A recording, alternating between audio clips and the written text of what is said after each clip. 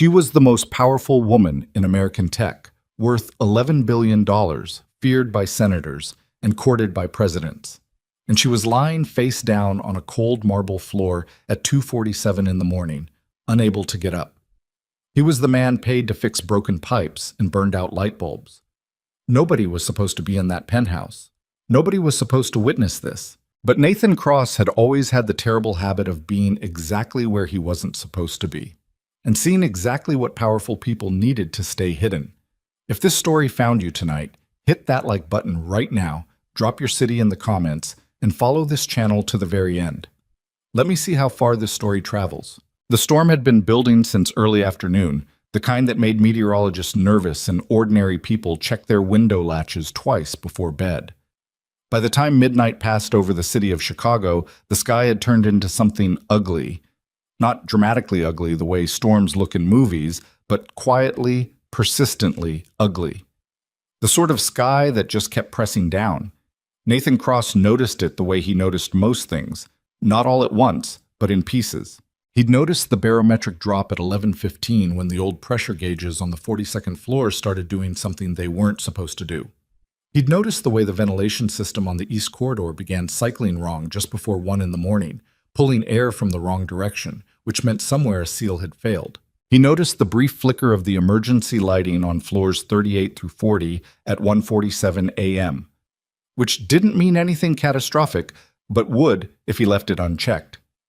This was Nathan's world, not the glass and steel cathedral of Veridian Technologies Corporation's Chicago headquarters in any grand ownership sense, but in the intimate, unacknowledged way that a person who maintains a machine eventually understands it better than the people who own it. He knew the building's moods. He knew which elevator got sluggish in humidity and which bathroom on the executive floor had a drain that needed clearing every third Thursday. He knew that the penthouse level, the 53rd floor, Vivian Sterling's private residence and office suite, had a ventilation issue on the northeast corner the corporate had been promising to fix for 11 months and hadn't. He was on 52 when he heard it. Not a loud sound. That was the thing that made him stop. Loud sounds on empty floors at 2 in the morning were normal. A cleaning cart losing a wheel, an HVAC panel catching the wind wrong, a security door slamming in the pressure differential. Nathan had learned to sort sounds the way musicians sort noise from music. This sound was different. It came from above him, through the service shaft access he'd left open while replacing a junction box. A short, sharp impact. Then nothing. Then, and this was what made him go very still, a low sound that wasn't quite a groan and wasn't quite a word. It was the sound of someone in pain who didn't want to make any sound at all. He stood there for 3 seconds. The penthouse floor was off limits to maintenance unless specifically dispatched. That was a standing rule, and it had been explained to him with particular emphasis when he'd been hired 14 months ago. Ms. Sterling values her privacy above virtually everything else. You do not go to 53 unless you are called. You do not call up to 53 unless there is a structural emergency. The building operations manager, a compact, humorless man named Derek Paulson, had said this with the careful specificity of someone reading from legal documentation. Nathan had nodded. He'd understood. He took the service stairs up 1 floor anyway. The landing at 53 was dim, lit only by the red glow of an emergency exit indicator that needed a bulb replaced. Nathan noted the bulb. He pushed through the service door slowly, the way he'd trained himself to move in spaces that weren't his, deliberately, without urgency, hands visible at his sides. The penthouse's service corridor was narrow and utilitarian, all the architectural extravagance saved for what lay beyond the frosted glass doors at the end. Nathan moved toward those doors, and he could hear it more clearly now. A low, controlled breathing. Someone trying to manage pain. He pushed the door open. The main living space of Vivian Sterling's penthouse was the kind of room that existed to remind you of your own insignificance. 40-foot ceilings, floor-to-ceiling windows along the entire north and east walls, the city spread out below in 10,000 lights blurred by rain. The furniture was sparse in the way that expensive furniture is sparse. Every piece chosen so deliberately that its absence of clutter read as intention rather than emptiness. Vivian Sterling was on the floor between the coffee table and the window. She was face down, one arm stretched forward as if she'd tried to catch herself, and her body had simply not cooperated. Her wheelchair, a high-end, custom-fitted model that Nathan recognized as a Permobil F5 Corpus, was tipped on its side 4 feet away. One wheel was still spinning slowly, which told him the fall had happened recently. She had heard him come in. He could tell by the way her breathing changed. Controlled exhale, the kind of preparation a person makes when they're deciding how to handle being seen at their worst. "Don't," she said. Her voice was clear, even flat. No tears in it, no pleading. "Don't call anyone, don't say anything. Just go back the way you came." Nathan stayed where he was near the doorway. He looked at the wheelchair, looked at the distance between where it had been and where she was now, measured the trajectory silently. "Okay," he said. She hadn't expected that. He could tell by the tiny pause before she spoke again. "I mean it. This didn't happen. You didn't see this. Get out." "I will," he said. "In a minute. Can I ask you something first?" "No." "Did you hit your head?" Another pause. Shorter this time. "No." "Okay." He took one step further into the room, still unhurried, still keeping his hands where she could see them in her peripheral vision. "Any sharp pain? Neck? Shoulders? Anything like that?" I heard what you said. I'm asking anyway." Vivian Sterling turned her head then, just enough to get a look at him. Her dark hair had come loose from whatever it had been pinned into and was falling across the side of her face. Her expression was not the expression of a CEO who had been embarrassed. It was the expression of a person who had long ago moved past embarrassment into something harder, something that lived on the other side of it. "Your maintenance," she said. "Yes, ma'am?" "You're not supposed to be on this floor." "That's correct." She stared at him. "So why are you still standing there?" "Because you're on the floor," he said simply, "and I haven't checked that you're okay yet." Her jaw tightened. For a moment she looked like she was going to say something cutting, something designed to remind him of the precise distance between their respective positions in this building's hierarchy. But she was on the floor, and he was standing, and whatever she was going to say seemed to lose some of its edge on the way out of her. "My neck is fine," she said, voice flat. "My shoulder hurts. It's not new." "Okay." He moved toward her then, crouching down about 2 feet away. Close enough to help, far enough to give her whatever small measure of space the situation allowed. "Do you want help getting up, or do you want me to just right the chair?" The question landed differently than she expected. He could see it. She'd been preparing for the more obvious version of this interaction. The version where the maintenance worker panicked, called building security, called her assistant, made decisions she hadn't authorized. The version where she lost control of the narrative. He wasn't giving her that version. "The chair," she said after a moment. "Right the chair." He stood, crossed to the Permobil, assessed it without touching it for a second, then carefully righted it, checked the footrests, checked the joystick assembly. Nothing appeared damaged. "Okay," he said. He came back, crouched down again, extended one arm. "Tell me how you want to do this." "I know how to transfer." "I know you do. So stand back." He stood back. What followed was not smooth or quick or easy. Vivian Sterling pushed herself up onto her forearms, then her hands, weight shifting with visible effort, jaw set, with the particular tightness of someone who has learned to perform physical tasks through sheer refusal to acknowledge their difficulty. Nathan watched her without watching her, not averting his eyes in the performatively polite way that communicated its own kind of condescension, but also not staring. He watched the way a professional watches a colleague work through something difficult, ready to assist, not presuming to. She got herself partially upright, and for a moment she stalled. "Left side," she said. Not asking, just identifying where the help was needed. Nathan moved to her left, braced, and between them they managed the rest of the transfer. She got into the chair, settled herself, straightened her spine. By the time she turned to face him, she had reassembled most of whatever composure the fall had stripped away. Not all of it, but most. He was standing 2 steps back, and he wasn't looking at her face. He was looking at her left leg. Specifically, he was looking at her left knee, which had shifted almost imperceptibly, maybe 2 degrees, in response to the last phase of the transfer. It had happened for less than a second. Most people would have missed it entirely. A reflex neurologist would have caught it in a clinical setting. Maybe. But Nathan Cross was not most people, and despite everything the world had done to make him forget it, he was not just a maintenance technician. He filed the observation, said nothing. "You're going to pretend you were never here," Vivian said. It was not a request. "Yes, ma'am. If I find out you told anyone, you won't." She studied him. Her eyes were very dark, very steady, and they had the particular quality of someone who had spent years evaluating people quickly and found most of them wanting. "Who are you?" "Nathan Cross? Night maintenance, structural systems." "That's not what I'm asking." He met her gaze.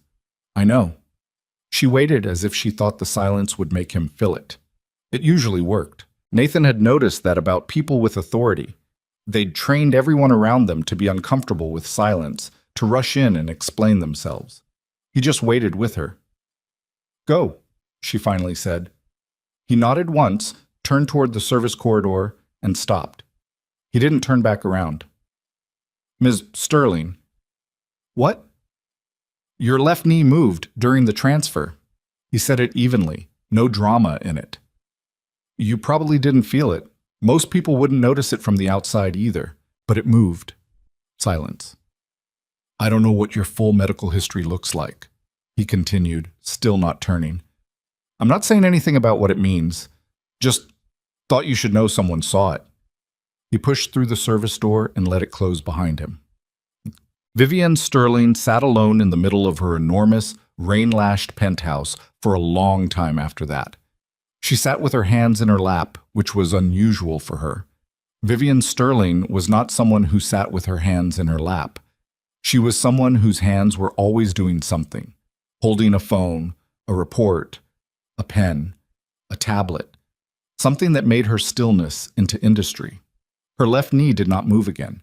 She told herself it had been a trick of the light. She'd been telling herself a lot of things lately. Nathan Cross had been hired by Viridian's facilities management contractor 14 months ago, under a name that contained no lies but revealed nothing either. His resume listed 10 years of industrial maintenance work across several states, which was accurate. It listed certifications in HVAC systems, electrical infrastructure, and structural assessment, which was also accurate. It did not mention Johns Hopkins. It did not mention the Department of Neurological Rehabilitation. It did not mention the paper he'd published at 27 that had briefly made him one of the most talked-about young researchers in the field of spinal cord injury recovery. It did not mention what had happened after. He lived with his daughter in a 2-bedroom apartment in Wicker Park, the kind of apartment that was clean and organized because he was someone who needed his environment to have order, even when other things didn't. His daughter Mia was 7, and she was the kind of child who made other parents feel inadequate and occasionally ashamed of themselves, not because she was precocious in any obnoxious showing-off way, but because she was present. She paid attention. She asked questions that you had to actually think about to answer. She had inherited this quality from her mother, who had died when Mia was 3, from a form of lymphoma that had moved faster than anyone prepared them for. Nathan didn't talk about this much. Not to coworkers, not to the occasional neighbors who tried to make small talk, not to the social worker who'd done a routine wellness check on Mia's school records 18 months ago, and tried to gently suggest he might benefit from support services. He wasn't closed off in a wounded way. He was just contained. He had decided at some point that the difference between surviving something and being permanently defined by it was largely a question of how much real estate you gave it in your daily life. He got home at 7:15 in the morning. Mia was awake, sitting at the kitchen table with a bowl of cereal she'd poured herself and a library book about the migratory patterns of monarch butterflies open beside it. She was 7. She made her own cereal. "Dad." "Hey, Bug. You look tired." "I'm okay." She looked at him over the rim of her orange juice glass with the expression of someone who is choosing not to argue a point. "Mrs. Kahlberg says I can take Archimedes home for spring break if I want." Archimedes was the classroom guinea pig. "We can talk about it." "That means no." "That means we can talk about it." He poured himself coffee from the pot she'd learned to program the night before. "Eat your breakfast. You've got 20 minutes. "I know. I set a timer." She had in fact set a timer. He could see it on the counter, the little cube one he'd gotten her for her birthday. He drank his coffee and looked at his daughter and tried, as he did every morning, to locate whatever it was that made ordinary life feel like enough. Some mornings it was easier than others. "Dad?" Mia said, not looking up from her butterfly book. "Yeah." "Did something happen at work?" He paused. "Why?" "You have the face." "Well, what face?" "The one when you see something you're not supposed to ignore." She turned a page. "You had it when you saw Mrs. Patterson's dog limping, and you told her it was its cruciate ligament before the vet even looked at it." Nathan Cross stood in his kitchen at 7:20 in the morning and looked at his 7-year-old daughter and thought, not for the first time, that this child was going to grow up to be formidable. "Eat your cereal," he said. She ate her cereal. He didn't sleep well that day. This was not unusual. His relationship with sleep had been complicated for years, fractured by night shifts and grief, and the specific alert state that never entirely left someone who'd spent enough time doing work, where missing a detail had real consequences. But this particular not sleeping had a shape to it. His mind kept returning to the same image: Vivian Sterling's left knee, moving fractionally in the dark of her penthouse, in a body that 5 different specialists had declared permanently and completely unresponsive below the T6 vertebra. He knew what he'd seen. He had spent years of training, years of practice, years of caring about this with an intensity that had cost him more than he'd known it would, learning exactly this: the difference between a movement that meant nothing and a movement that meant everything. The difference between a spasm and a response, between random noise and signal. What he'd seen was signal. T6 incomplete, he thought. Has to be. They diagnosed her wrong, or they missed something on the imaging, or... He stopped himself. He was doing it again. Running the analysis he was no longer supposed to run, in a life he was no longer supposed to be living. He rolled over and looked at the ceiling. The name Vivian Sterling had been in the news for 2 years by the time Nathan started at Viridian. He knew the broad strokes because everyone did. The car accident 18 months ago on Interstate 294, the kind of crash that generated a 30-second segment on every local news broadcast because it involved someone with a public profile and a vehicle fire. She'd survived, which surprised people. She'd been paralyzed, which surprised people less somehow. There was something in the public imagination that expected powerful people to come back from catastrophe, but there was also something that had always been suspicious of success, always ready to find in misfortune a narrative satisfaction. What Nathan knew from working in her building for 14 months was that the public version of Vivian Sterling and the actual one were related but not identical. The public version was a 30-year-old CEO who had clawed her way through a famously brutal industry, built Viridian into a $13 billion company before she was 28, survived a near-fatal accident, and now ran her empire from a wheelchair with the same precise aggression she'd always had. The actual one. The one he glimpsed occasionally in the building at odd hours, in the service corridors she used when she didn't want to be seen taking the main elevator, was someone who worked until the building was mostly empty because she didn't want people watching her navigate. Someone who had designed her entire professional environment to minimize the moments when her body's limitations were visible to other people. Not ashamed, exactly. More like someone who had decided that the gap between how she moved through the world now and how she'd moved through it before was private information, not to be shared. He thought about that knee. He thought about it, and then he did what he'd taught himself to do with things he wasn't supposed to want. He tried to put it down and leave it there. It didn't entirely work. 3 nights later, he was replacing a circuit relay on the 52nd floor at 1:30 in the morning when the service elevator opened behind him and Vivian Sterling rolled out. She stopped when she saw him. He looked up from the panel, nodded once in acknowledgement, looked back at the panel. She didn't move. "You're replacing that backwards," she said after a moment. He looked at the relay. He looked at the schematic in his other hand. "No, I'm not. The orientation is intentional because the junction on this model runs counterclockwise under load. Standard orientation would burn the relay out inside 2 weeks." He looked up again. "But thank you."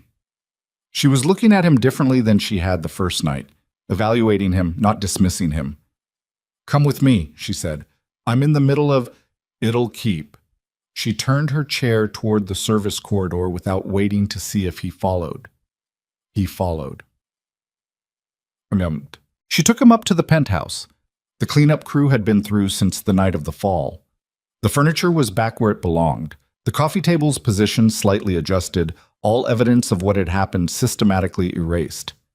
Vivian moved through the space with the particular efficiency of someone who had mapped it down to the centimeter, every turn calculated to the inch. She stopped in the center of the room and turned to face him.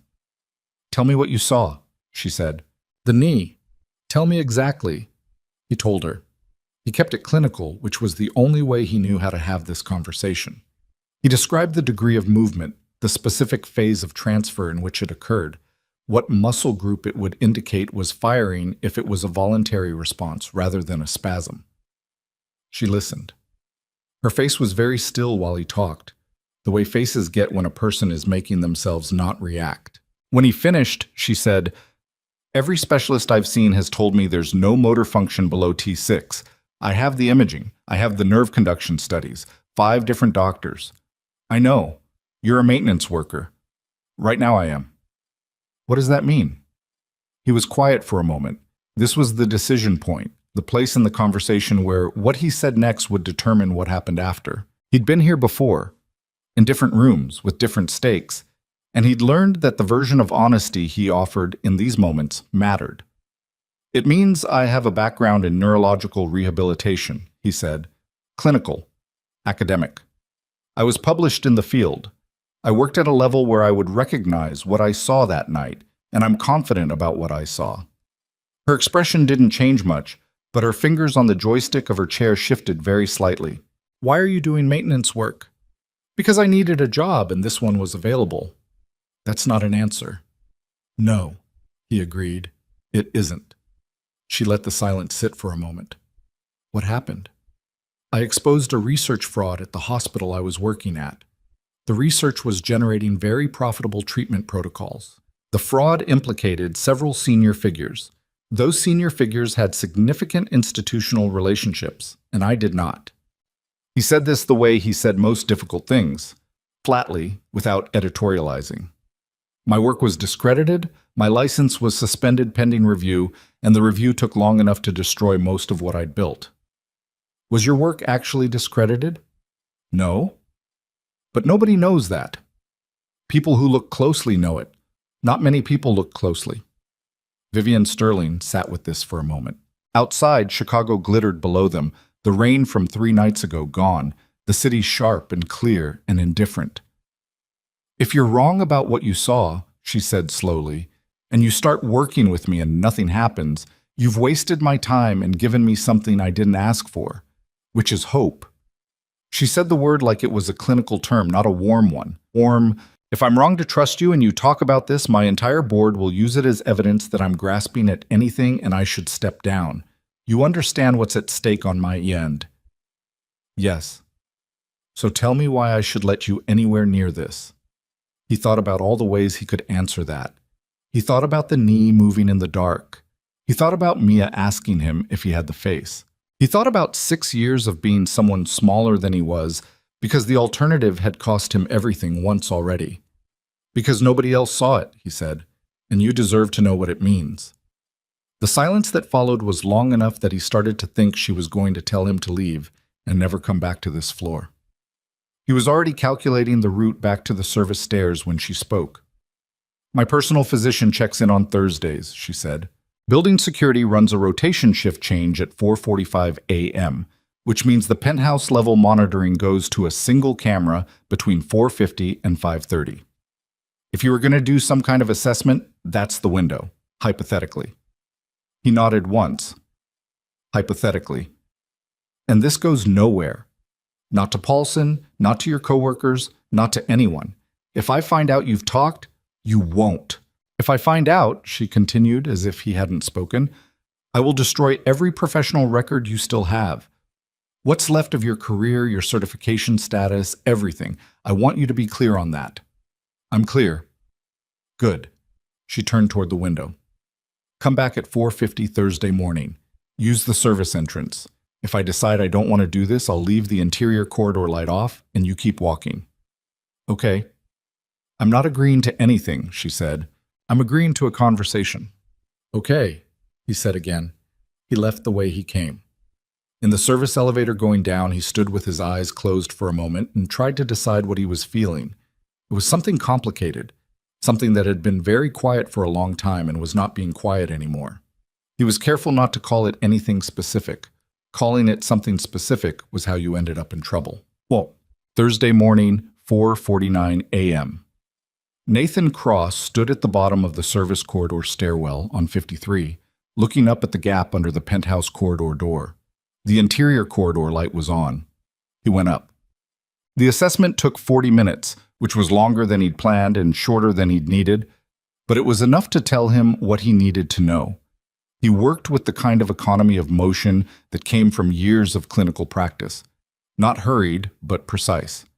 Vivian was quiet throughout in a way that was different from her earlier silences. Those had been deliberate, strategic. This one was something closer to attention. He tested sensory responses first, working from the areas of known function downward. He tested reflex arcs. He tested dermatomal responses with a degree of granularity that required her to be very still and very honest about what she did and didn't feel. A distinction that was more difficult than it sounded, because people who have adapted to a major sensory loss develop compensatory awareness in ways that sometimes made them uncertain about signals from affected areas. He found what he was looking for at T8.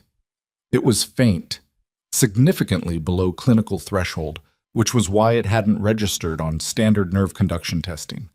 But it was there. Incomplete lesion. The spinal cord wasn't severed.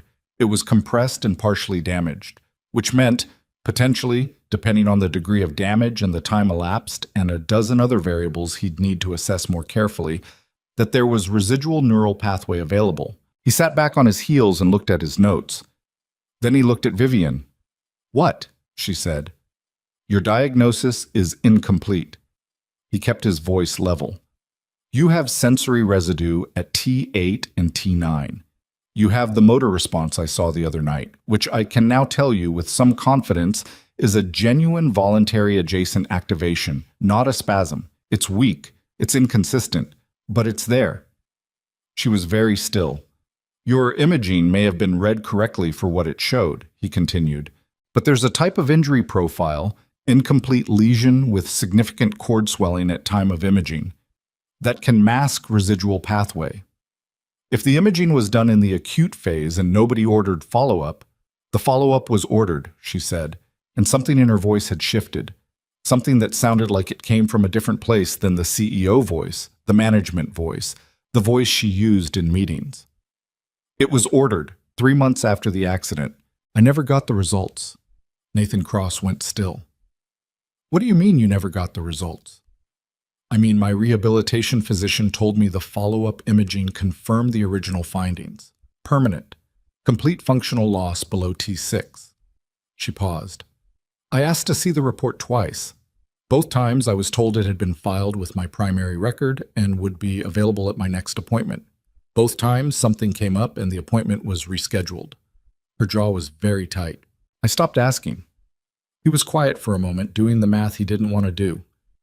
"Who schedules your medical appointments?" "My office." "And who manages your office?" She looked at him. Her eyes were very dark, very careful, and he could see the moment the question landed, not as a surprise, but as confirmation of something she'd been refusing to follow to its logical end for a long time. "My vice chairman oversees the executive support staff," she said slowly. "Graham Holloway." She didn't answer right away, which was itself an answer. Outside, Chicago was beginning to lighten at its eastern edges, the sky going from black to the particular washed-out gray-blue that preceded dawn in winter.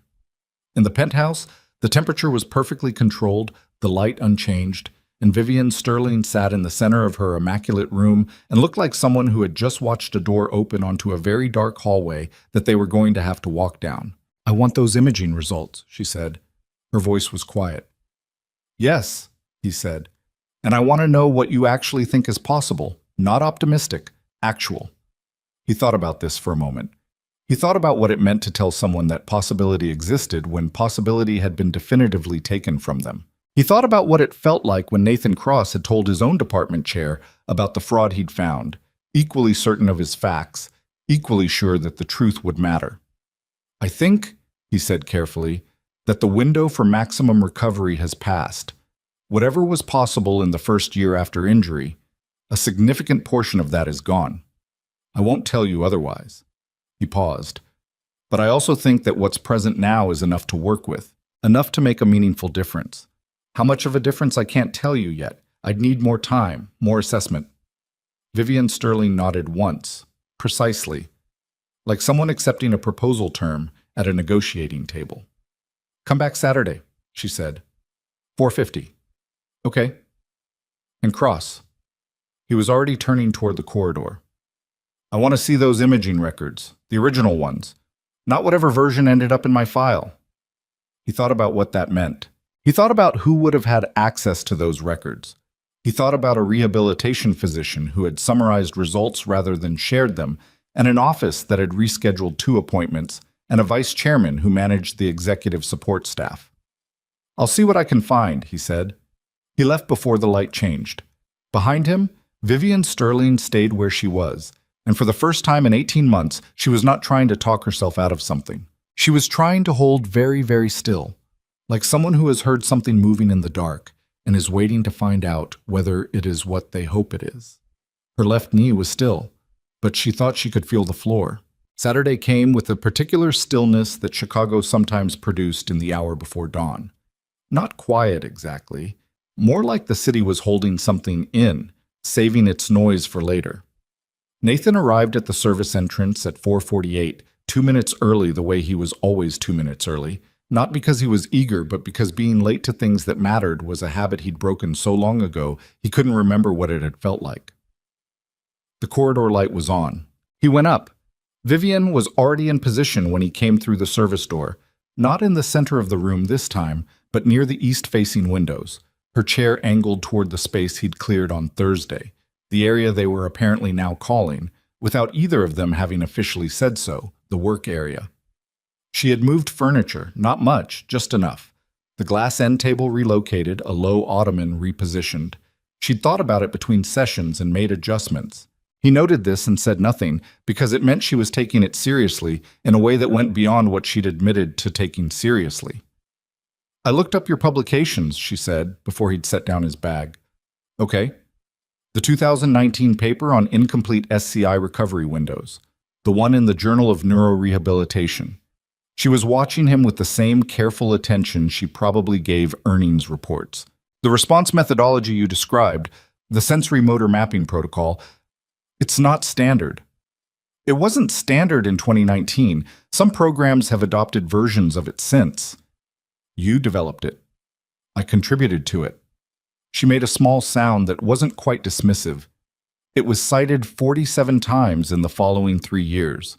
I counted." She paused. "For a methodology paper in a specialty journal, that's significant." "I know what it is." "Then you know that the person who wrote that paper should not be replacing circuit relays on the 52nd floor of my building." Nathan set his bag down and looked at her steadily. "The person who wrote that paper made the mistake of thinking that being right was the same thing as being protected. He learned otherwise. Now he replaces circuit relays and pays his daughter's school fees on time." He held her gaze. "Can we start?"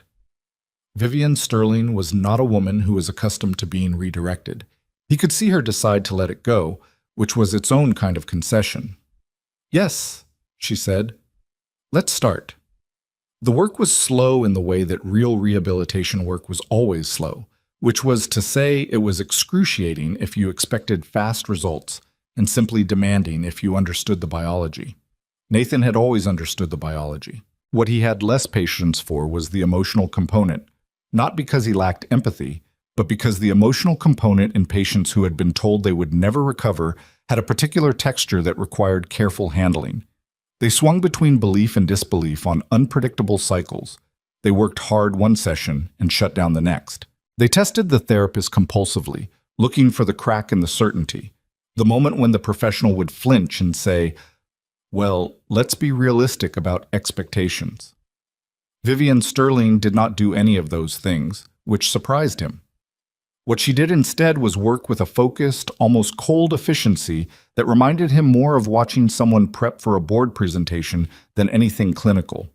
She didn't ask him how it was going. She didn't want encouragement. When he gave her a movement target and she couldn't hit it, she filed the failure the way she apparently filed everything: noted, cataloged, to be addressed, and asked what adjustment she needed to make. When she could hit it, there was no visible satisfaction, just a brief recalibration of baseline and an immediate push toward the next marker. It was, he thought, both impressive and faintly alarming. "You're gripping the armrest," he told her 20 minutes in. "I know. It's pulling activation away from the target muscle group." "I said, I know." She released the armrest. Her knuckles had been white. "It's a control thing. When I can't feel whether something is working, I try to make something else work harder." "I know what it is. Release it anyway." She released it. The next repetition was marginally better. They worked for 50 minutes. Wholesome. By the end, Vivian's jaw was set hard, and there was a fine tension through her shoulders that hadn't been there when he'd arrived, the physical residue of effort applied to a body that was not cooperating at the speed she wanted. She was breathing controlled and deliberate, the way she did everything. "Same time Tuesday?" she said. "I work Tuesday overnight. I can be here by 4:30. 4:30 then?" She reached for the water glass on the side table, reaching without looking, the practiced automaticity of someone who had reconfigured her daily geography carefully. "I want to talk to you about the imaging records. Did you find anything?" He had, in fact, found something. He'd spent part of his off hours over the previous 2 days doing something that occupied a complicated legal space. Not hacking, exactly, but using the building's physical infrastructure access that his maintenance credentials provided to visit the server room on the 29th floor, where Viridian's internal IT systems ran, and where a set of filing cabinets still held paper backup logs of access events for the executive medical records system. It was a legacy analog system, the kind that large corporations kept meaning to phase out and never quite did. The access logs showed which user credentials had retrieved or modified each file in the system. Vivian Sterling's post-acute neurological assessment, the follow-up MRI ordered 3 months after her accident, had been accessed by a user credential registered to Dr. Elaine Fosberg, her rehabilitation physician, on the date of the scan's completion. Standard procedure. But it had also been accessed 4 days later by a credential registered to an executive assistant named Carla Whitmore, whose employment file listed her as a member of the Office of the Vice Chairman, Graham Holloway's office. And then 6 days after that, the record had been modified. Not deleted. Deletion would have flagged an audit. Modified. A single line in the summary field, overwriting the original result notation with a new one. Nathan had not been able to read the original notation, but he had the modification timestamp, the credential that made it, and the fact that it had been done at all. He told her this. Vivian sat with it for a moment. Outside, Chicago was graying toward morning, the sky still dark enough that the city lights reflected off the low cloud cover. "Carla Whitmore has worked for Graham for 4 years, she said. Her voice was precise, controlled. She was reassigned to my office support pool 6 weeks after my accident, which at the time I thought was Graham being helpful. Managing transition." A pause. "Managing transition. You're saying he planted her?" "I'm saying she's in my office support pool and her previous employer was Graham Holloway." She looked at Nathan directly. "What's in the modified record?" "I don't know. I could see the metadata, but not the content. Can you get the original?" "The original notation is overwritten. If there's a backup, it's in the hospital's systems, not Viridian's." He paused. "But the modification itself is evidence of interference. You have a record of who accessed it and when." "That's not enough." She shook her head slightly. "A good attorney would argue it was a routine administrative correction. I need the original result." She was right. He knew she was right, which made it more frustrating. "There's another way," he said. "New imaging. Ordered independently, outside any system that Graham has access to. It won't tell us what the original showed, but it'll tell us what we're actually working with now. That's more useful clinically anyway. I can't order imaging without my medical team knowing. My medical team, not your medical team. A different facility, different physician, paid privately, no insurance trail." He looked at her.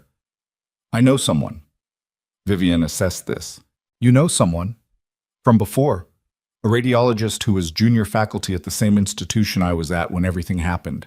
She left before the situation became public. She knows my actual work. He paused. She owes me nothing, and I'm not pretending she does. But she'll be honest, and she won't talk. How do you know she won't talk? Because she's someone who cares about clinical accuracy more than institutional politics. That's a rare enough quality that when you find it, you tend to be fairly certain about it. Vivian Sterling did not say yes immediately. She did the thing she apparently did with major decisions, went very still, ran through it, checked the angles. Then, set it up. I'll arrange my own transportation. Nothing through the company. Okay? Nathan. She'd used his first name without seeming to notice. He noticed. How confident are you? Actually, he thought about the honest answer versus the useful answer, and in this particular case, they happened to be the same. I'm confident enough to be here at 4:30 in the morning on my days off, he said. I'm not confident enough to promise you what happens at the end of this. I've never been someone who promises outcomes. She looked at him for a moment with an expression he couldn't quite classify. It wasn't soft and it wasn't warm. It was something more like recognition. Good, she said. I've had enough people promise me outcomes. The imaging happened on a Wednesday at a private diagnostic center on the north side run by a Dr. Priya Anand, who met them at 6 in the morning before her regular clinic hours, and who shook Nathan's hand with the brief, no-fanfare warmth of someone genuinely glad to see him in a context that didn't involve institutional crisis. She treated Vivian with the professional respect that Vivian's position warranted and the clinical directness that her situation required, which was exactly right. The scan took 40 minutes. Dr. Anand read it herself. She took her time. When she came into the consultation room, she set the tablet with the imaging on the table between them and said, "The lesion at T6 is real and it's significant. I want to be straightforward with you about that. But it's incomplete. There's preserved lateral column tissue here," she indicated the scan, "that standard clinical testing would easily miss if the examiner wasn't specifically looking for it and the patient wasn't positioned to elicit a response." She looked at Vivian. Someone should have caught this. In a thorough acute phase assessment, this should have been caught. Vivian's expression didn't change. But it wasn't. Based on what I'm seeing here and what Nathan has described in terms of your recent motor responses. No, it wasn't. Dr. Anand glanced at Nathan. The window for maximal recovery is reduced, but there's genuine residual pathway. With the right protocol and consistent work, what's the realistic ceiling? Vivian asked. Dr. Anand was quiet for a moment. I can't give you a number. Bodies don't give us numbers. But I can tell you that patients with this profile who receive appropriate rehabilitation at this stage, with this degree of preserved pathway, have achieved functional ambulation in a meaningful percentage of cases. A pause. It's not a guarantee. It's a possibility with real clinical support behind it. Vivian looked at the scan for a long time. Nathan watched her face and saw something happen there that she controlled quickly, the way you'd catch a glass before it tipped. She put her hand over it before it could become something visible. But he saw it. Thank you, she said to Dr. Anand. Her voice was entirely level. In the car afterward, a private car she'd arranged, the driver sealed off behind a privacy partition, Vivian sat with the printed imaging report in her lap and said nothing for several blocks. Nathan let her have it. Someone suppressed this, she said finally. Not a question. Yes. Deliberately. Not a mistake. Not an oversight. Someone looked at a report that gave me a path back and made sure I never saw it. That's what the evidence suggests. The city moved past the windows. She was looking at the report, not outside. Graham has been with Viridian for 6 years, she said. I hired him. I fought for his compensation package over board objections. I defended him 3 times when other executives raised concerns about his management style. She paused. 3 times. Nathan didn't say anything. There was nothing to say to that. The shareholders' emergency review is in 6 weeks, she said. There's been a push from 3 major institutional holders to conduct a competency assessment. My legal team told me 3 months ago it was procedural, not serious. Her jaw tightened. Graham told me it was procedural. Graham told my legal team what to tell me. When did you figure that out? Just now, she said, and the flatness in her voice was something that Nathan Cross recognized. It was the sound of a person who had been trusting someone and had just finished the last calculation and come up with the wrong number, and who was in the specific moment between the calculation and whatever came next. He needs you in that chair, Nathan said carefully. As long as you can't walk into a boardroom, there's a credibility argument to be made about your capacity to lead. The institutional holders who are pushing the competency review, are any of them new positions? She looked at him sharply. 2 of them, both in the last 8 months. Another pause. Both investment vehicles I don't have direct relationships with. Someone introduced them. Someone with access to institutional investor networks. She set the report down. Graham sits on 2 investment advisory boards. Nathan let that sit for a moment. Then, how much of your company is at stake if the competency review goes wrong? Control, not equity. I own enough that a dilution play is complicated, but operational control. If the board decides I'm not fit to lead and installs an interim CEO, she stopped. Graham is next in line for an interim appointment. It's in the succession charter. He wrote the succession charter? He chaired the committee that drafted it 4 years ago. She looked out the window. I approved it.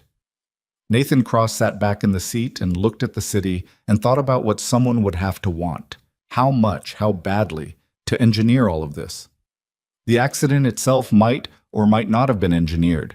He didn't know enough yet to form a view on that, but everything after it, the suppressed imaging, the placed assistant, the redirected medical appointments, the coordinated institutional investors, that was not opportunism. That was architecture. That was someone who had been building this for a long time. What do you want to do? He asked. Vivian Sterling turned from the window. Her expression was the clearest he'd seen it. Not calm exactly, but resolved. The way a face gets when a person has finished weighing things and arrived somewhere. I want to walk into that boardroom, she said, and I want Graham Holloway arrested. The second part isn't mine to manage. No, but the first part might be. She looked at him directly. Can you get me there in 6 weeks? He thought about the imaging, the preserved lateral column, the motor responses he'd documented over 4 sessions. He thought about the protocol, how hard it would have to be pushed, how much it would take from both of them, the odds that remained genuinely uncertain no matter how he shaped the math. I don't know, he said, but I'll work like it's possible.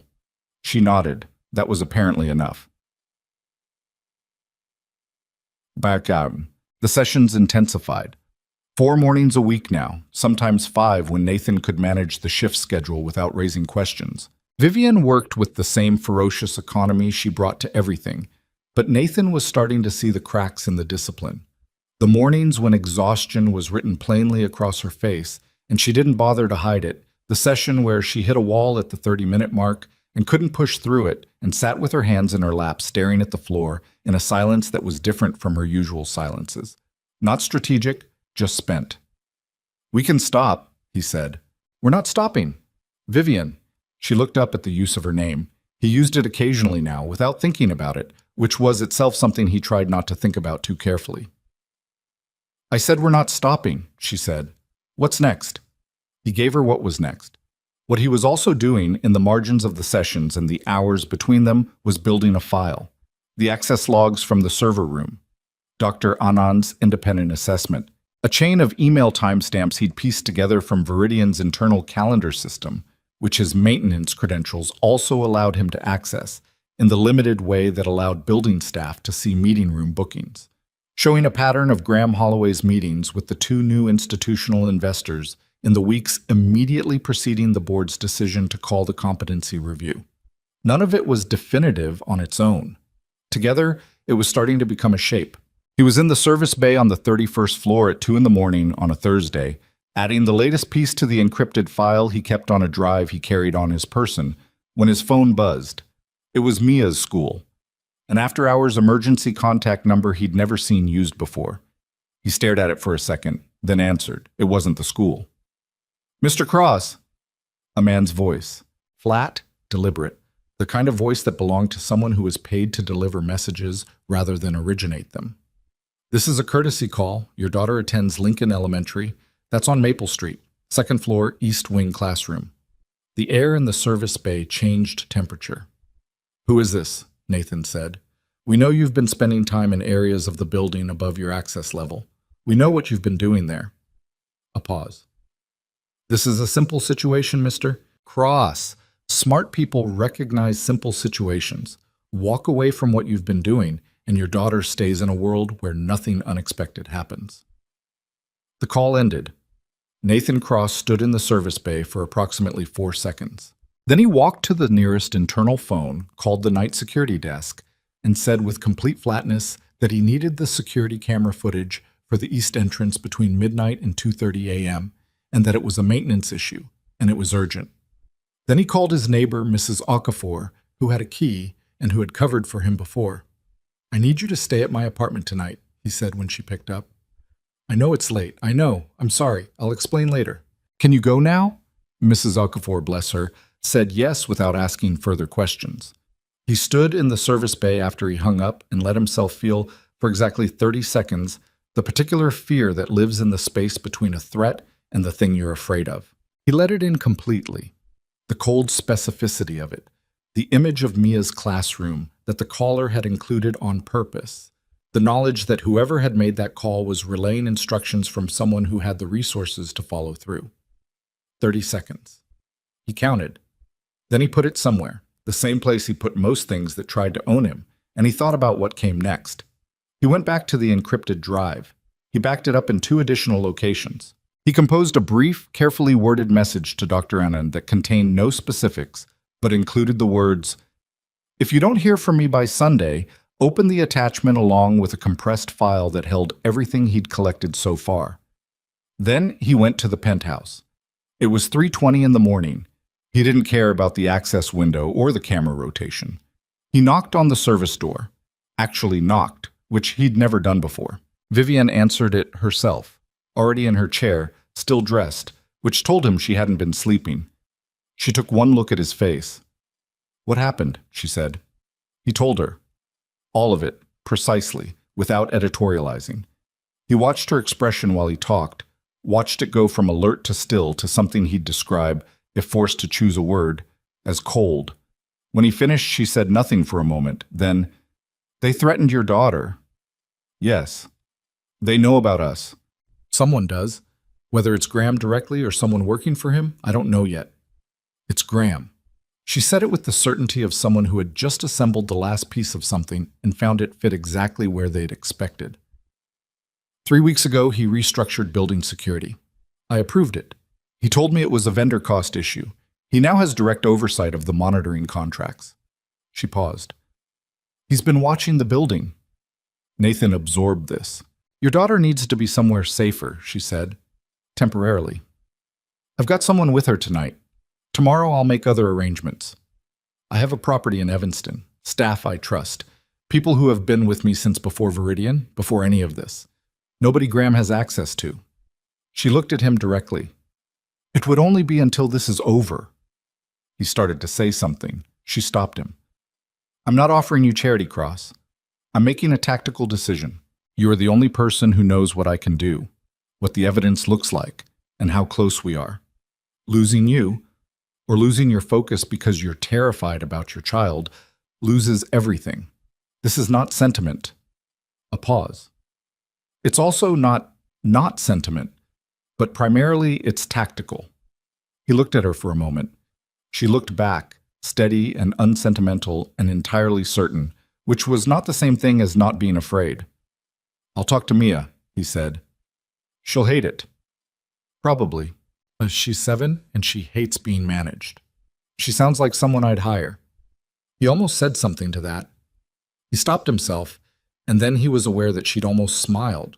Not quite, just the edge of something that might have been, under different circumstances, a real smile. And he looked away before it became something they'd have to decide what to do with. "We need to move faster," he said.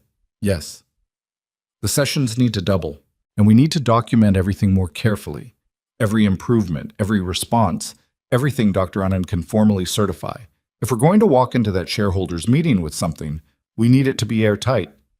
"I know." "And the evidence against Graham? I have a lawyer," she said. "A real one, not anyone on Viridian's legal staff.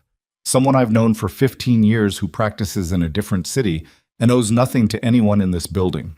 I'll reach out tomorrow morning. Okay. Nathan. She waited until he looked at her again.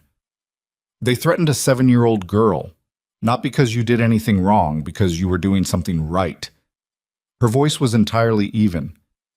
I want you to know that I understand what this has cost you so far. And I understand that it may cost more. And I want you to know that I don't take that lightly. He held her gaze for a moment. Vivian Sterling in the middle of the night, stripped of the careful architecture she normally maintained between herself and the people around her, looking at him with something that was probably as close to unguarded as she got. I know, he said. The sky outside was beginning its slow shift, the black going gray in the east, the first intimation of a dawn that was still an hour away. The city was quiet, and the building was quiet, and somewhere on the other side of it was a man who had built a years-long trap around a person who hadn't known they were in it, and thought, apparently, that the threat of a child's name spoken in the dark would be enough to make Nathan Cross go back to his circuit relays and stay there. Nathan drove home in the gray morning light and sat outside his apartment building for a moment before going up. His hands were steady on the wheel. That was something he had always been able to manage, the steadiness. Keep the hands steady and work the problem. He went upstairs. Mrs. Okafor was asleep on the couch.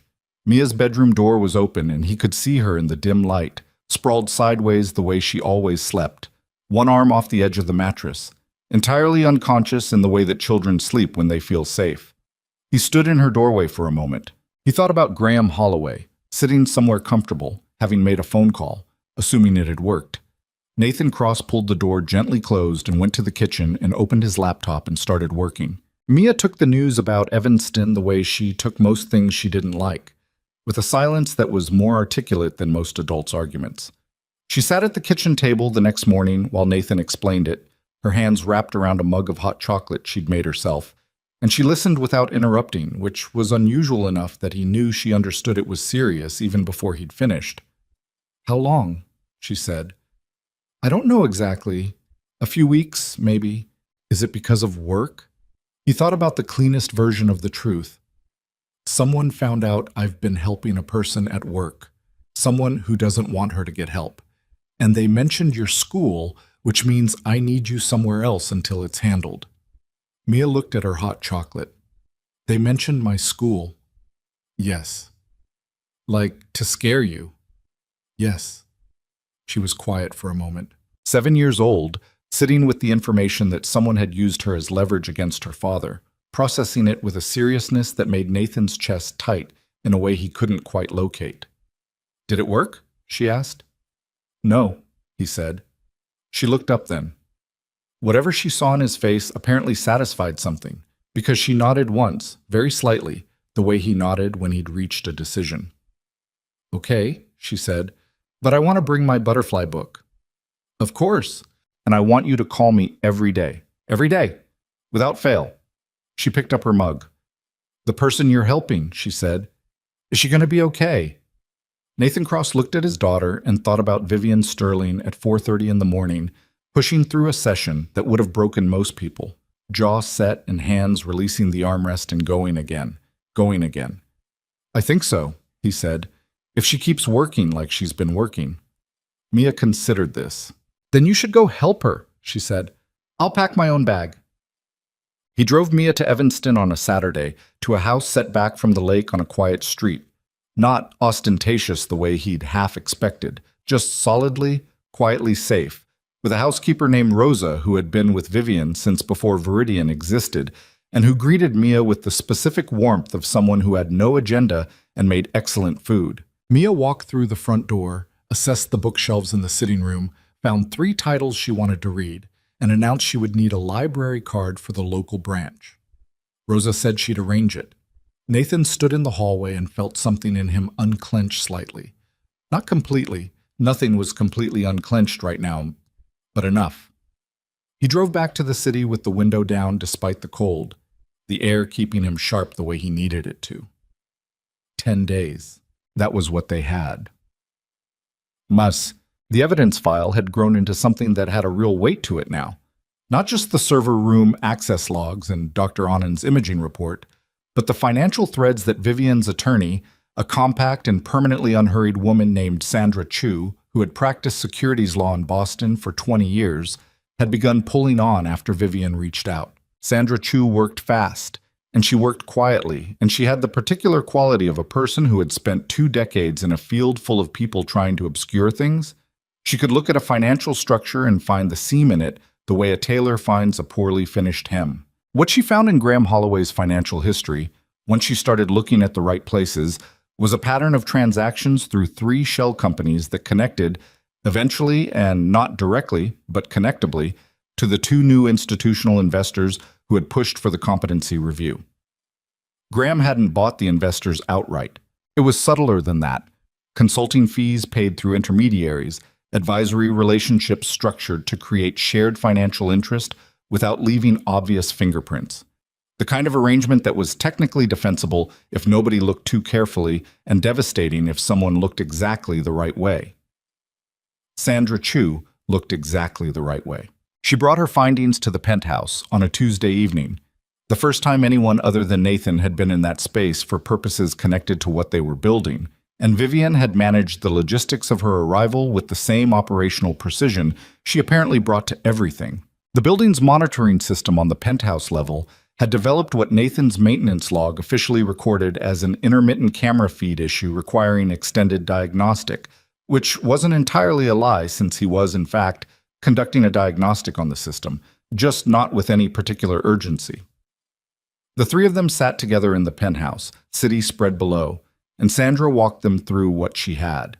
She used a laptop and spoke in the measured, undramatic way of someone who understood that the facts were dramatic enough without assistance. When she finished, Vivian said, "Can you get this to the SEC? I can file a formal referral, yes, but the SEC timeline doesn't help you in 10 days. The shareholders' meeting happens before any regulatory action could. What about the board? Presenting this directly to the board is an option. The risk is that Graham has cultivated enough relationships there that a preemptive disclosure gives him time to construct a counter-narrative before the meeting." Sandra glanced at Nathan. "If the medical evidence is as solid as you've described, the combination of the 2, presented simultaneously with no advance warning to Graham, is significantly more powerful than either one alone." "So we hold everything until the morning of the vote," Vivian said. "That's my recommendation. Keep the circle very small, no leaks." Vivian nodded. Then, "I want to file a criminal referral as well, separate from the SEC. What he did with my medical records—" "That's a more complex legal theory," Sandra said carefully. "Interference with medical records, potential tortious conduct. I have a colleague in Chicago who handles exactly this. I'll connect you." She paused. "Vivian, what he did, if we can prove it, it's serious. We will get there. But right now, the most important thing is that you walk into that room in 10 days with control of your company intact. Everything else follows from that." Vivian looked at the table for a moment. Then, "Yes, you're right." She sat up straighter. "Okay, let's talk about the morning of the vote." Nathan doubled the sessions. Sometimes he was there at 4 in the morning and back again in the early evening when Vivian's schedule allowed, quick 30-minute intensives focused on specific movement patterns, the kind of targeted repetition that built neural pathway reinforcement more effectively than longer diffuse sessions. He kept records with the precision of someone who understood that every number mattered, not just for clinical purposes, but for the evidentiary case they were constructing. Documented improvements, time-stamped, cross-referenced, with Dr. Anand's baseline assessment. The improvements were real. They were also maddeningly incremental. Vivian had developed some voluntary activation in her left hip flexor group. Inconsistent, maybe 60% of attempts produced a measurable response. But genuine. Her right side was slower, the neural pathway more disrupted, but there were moments, brief and unpredictable, when something fired that shouldn't have been firing and her foot moved. Walking was a different thing. Standing was a different thing. The gap between a detectable motor response in a clinical assessment and the act of bearing weight and moving through space was wide and serious, and they both understood it clearly. "I need to stand," Vivian said, on day 6 of the 10. They were in the work area of the penthouse, the furniture long since rearranged into a permanent configuration that bore no resemblance to the Interior Design magazine version of the room. There were parallel support rails Nathan had rigged from materials he'd quietly requisitioned through the building's maintenance supply system. Not elegant, but solid. "Not yet," he said. 6 days. "I know how many days there are." Then, "Standing with insufficient core stability is how you fall." He looked at her directly. "Falling is not the plan. The plan is walking into a boardroom in 6 days. I know what the plan is." He crouched in front of her, where she could see his face and he could see hers. "What I'm telling you is that the path to that goes through here, not over it. You push past the foundation work and we lose everything we've built." A pause. "I need you to trust the sequence." She stared at him. The tension between them in these moments had a specific quality. Not personal, not quite, but not entirely not personal either. It was the tension of two people who were both used to being the most capable person in any given room and had somehow ended up in a room together. "Fine," she said. "What's today's sequence?" He showed her. She did it. Twice through, then a third time when she wasn't satisfied with the second. By the end of the session, her face was pale with effort, and she was gripping the armrest again without realizing it, and he didn't say anything about it because some battles you choose and some you leave alone. "Go sleep," he told her. "I have calls." "Vivian, go sleep." She looked at him with the expression she got when she was deciding whether to be annoyed. "You're very bossy for someone whose official job is replacing light fixtures. And you're very stubborn for someone who needs their nervous system to cooperate." She almost smiled again. He was getting better at catching the edge of it before she put it away. Day 8 arrived with a clarity that felt, in retrospect, like the particular stillness before a system fails. Nathan was in the penthouse at 5 in the morning, setting up for the session, when his phone buzzed. Not a call, a text from a number he didn't recognize. A single image. He opened it. It was a photograph of the building's server room on 29. Someone had been inside it and photographed the filing cabinet where the paper access logs were stored. The cabinet door was open. The relevant log drawer was open. The image was taken from close enough that he could see the specific folder he'd examined. They knew what he'd found. He pocketed the phone and stood very still for a moment, running the calculation. If Graham's people knew about the server room, they knew about the access logs, which meant they knew the logs existed as evidence, which meant they would either move to destroy them or, worse, they'd already moved to destroy them, in which case that piece of the evidentiary chain was gone, and the question was what else they'd accessed or removed. He was reaching for his phone to call Sandra Chu when he heard it. Not subtle this time. Not the careful, ambiguous sounds of the building settling or the HVAC cycling wrong. The service door at the far end of the penthouse corridor opened with a sound that was deliberately quiet, the careful quiet of people who knew how to move through spaces. And then there were footsteps. More than one set. Nathan crossed the penthouse in 8 steps and grabbed Vivian's arm. "Come with me. Now." She read his face and didn't ask questions. She drove her chair toward the east corridor while Nathan moved behind her, and they had made it approximately 20 feet when the frosted glass doors at the main penthouse entrance came open with a sound of breaking lock that was not subtle at all. 2 men came through the main doors. Nathan registered them in the half-second he had, large, moving with professional discipline, faces covered with the kind of lightweight balaclavas that suggested this was not improvised. The first one held something. He saw it catch the dim light, a hard drive and a folder, which meant their primary objective was the evidence. Not violence first. Evidence first. The second man had different intentions and made them clear immediately, moving toward Nathan with the direct efficiency of someone for whom this particular task was not complicated.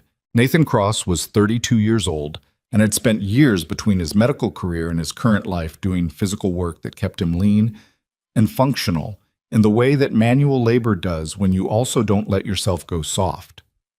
He was not a fighter in any trained sense, but he had spent 14 months in a building, alone, at night. And he understood space and geometry and the location of every piece of furniture in every room in a way that his attacker didn't. He sidestepped the first grab, put a maintenance cart between himself and the man, and reached for the nearest tool on his belt. Not a weapon, just a heavy flashlight, 8 inches of solid aluminum casing. He didn't hit anyone with it. He threw it hard at the security camera mounted in the northeast corner of the penthouse, which he'd specifically left on tonight, which was recording to the building's cloud backup system, which Graham's restructured security contract had not, Nathan had carefully confirmed, extended to cover. The camera rocked on its mount but didn't go down. Good enough. Vivienne, meanwhile, had moved to the kitchen corridor with the speed of someone who had spent 18 months learning to move through her environment fast when she needed to, and Nathan heard the sound of a heavy door closing, which meant she'd reached the reinforced storage room off the main kitchen that he'd quietly shown her 3 days ago. The room that locked from inside and whose walls were load-bearing concrete 3 feet thick. The first man who'd come through the doors was heading toward the east corridor where the evidence files were kept on a secondary laptop. Nathan got in front of him. "You don't want those," Nathan said. The man looked at him. "Move." The camera in the northeast corner has been recording since 1 a.m. and uploads continuously. Everything that's happened in this room in the last 6 minutes is already off-site. Nathan kept his voice entirely level. "Those files you're here for are copies. The originals are in 3 locations I didn't leave in this building." He paused. "So you can take whatever's in that room and it doesn't change anything except the footage of you taking it." The man was quiet for a moment. Nathan could not see his face. He could see the calculation happening, the brief visible pause of someone running an instruction set against an unexpected variable and finding the instruction set incomplete. The second man, who had recovered from the sidestepped grab and come around the maintenance cart, stopped when his partner stopped. The first man spoke quietly into a device near his collar. Nathan couldn't make out the words. There was a pause, then a response he also couldn't hear. What followed was something that Nathan would think about afterward with a particular recognition. It was the moment when you could see a decision being made in real time, the shift from one set of instructions to a revised one. The first man straightened. The second man took a half step back. "This isn't over," the first man said. "I know," Nathan said. They left the way they'd come through the main doors. Not running, just withdrawing. The deliberate, controlled exit of professionals who were regrouping rather than retreating. Nathan stood in the penthouse and listened to their footsteps until he couldn't hear them anymore, then counted to 30 before he moved. He went to the kitchen corridor and knocked on the storage room door in the pattern he'd established with Vivienne 3 days ago. 2, pause, 1. The lock turned. The door opened. Vivienne came out in the careful way she moved through tight spaces, and she looked at Nathan with an expression that contained several things at once: assessment, controlled adrenaline, and something that might have been relief if relief were something she permitted herself to show. "Are you hurt?" she said. "No." "You?" "No." She came fully into the kitchen corridor and stopped. "The camera." "Got them. Whole sequence." He was already pulling his phone, checking the backup system access. The upload had completed.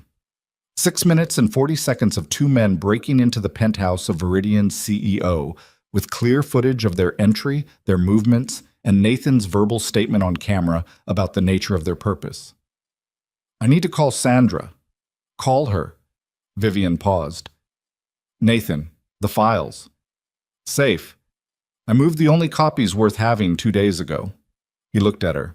"I told you I had them in 3 locations." "That was true." She held his gaze. "You anticipated this." "I anticipated something. This specific version, no." He found Sandra's number. "I should have gotten you into that room faster. I didn't know they'd come through the main entrance. I thought they'd used the service corridor." "They used both," she said. "There were at least 3 of them. The ones you saw and whoever was in the service corridor." He stopped. "You saw someone in the service corridor?"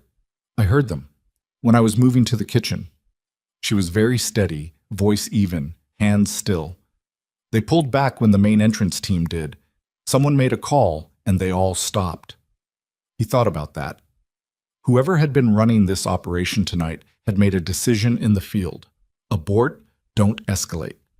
Which meant whoever gave that order was thinking about exposure, not just about the night's objectives. Which meant the camera working had mattered. The knowledge that the footage was already off-site had mattered. Graham Holloway, sitting somewhere across the city, had just learned that the play he'd made tonight had not only failed, but had handed Nathan and Vivian 6 minutes and 40 seconds of evidence. He panicked, Nathan said slowly. He wouldn't have sent people here unless he was getting desperate. If he'd been patient— He's not patient, Vivian said. Her voice had a quality he recognized, the tone of someone speaking about a person they thought they knew and are revising that knowledge in real time. He never was. I just always had enough runway ahead of me that it didn't look like impatience. It looked like decisiveness. She paused. 2 days. 2 days, he confirmed. I need to be able to stand tomorrow, she said. He looked at her. Vivian, I'm not asking for a guarantee.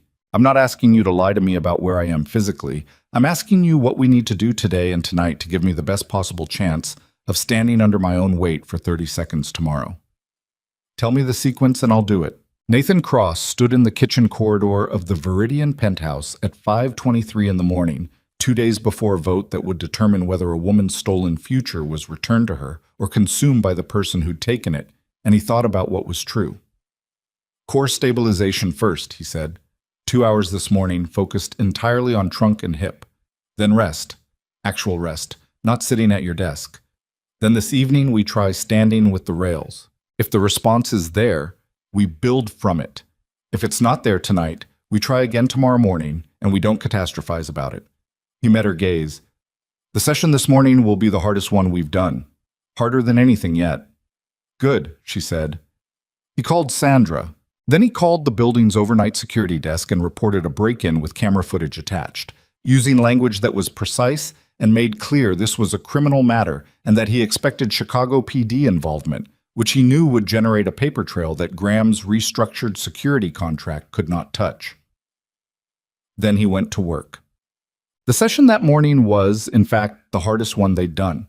Vivian worked through it without complaint, which was not the same as working through it without cost. Nathan could see the cost, in the specific tightness around her eyes during the third set, in the way she held her breath sometimes, and had to remind herself to release it, in the single moment around the 90-minute mark when something failed to fire that had fired reliably for the past week, and her face went briefly through something that was not defeat but was adjacent to it. She recovered from it in about 5 seconds and asked him what adjustment she needed to make. He told her. She adjusted and tried again. By the end of the 2 hours, she was pale and her hands were shaking slightly. Fine motor tremor from sustained effort, nothing clinical. And she was looking at the floor with the expression of someone who is deciding not to say the thing they're thinking. Say it, he said. She looked up. What if I can't? Then you can't, he said. And we still go in there and we present everything Sandra has and the camera footage and the imaging evidence and the financial records, and Graham Holloway still loses. You don't have to walk in for the case to be airtight, he paused. But you can ask the question you're actually asking. She held his gaze. Can I walk in there? He was quiet for a moment. He thought about everything he knew. The imaging, the sessions, the responses he'd documented, the specific and real and sometimes exasperating progress of the past several weeks. He thought about what honesty required and what it cost and what happened when you gave a person false certainty and what happened when you gave them no certainty at all. I don't know, he said. I think there's a real chance. I think today showed me things that give that chance better odds than it had yesterday. He held her gaze steadily. What I know for certain is that you have more in you than anyone in that boardroom believes is there. Whether it's enough for tomorrow morning, we find out tonight. Vivian Sterling sat with that. She didn't reach for it greedily the way people sometimes did with hope, and she didn't push it away. She just held it. Tonight, she said. Rest first. I mean it. She nodded once. He gathered his equipment, and he was at the service corridor door when she spoke. Nathan, he stopped. If it doesn't work tomorrow, if I go in there in the chair, you still present everything alongside me. You stand there.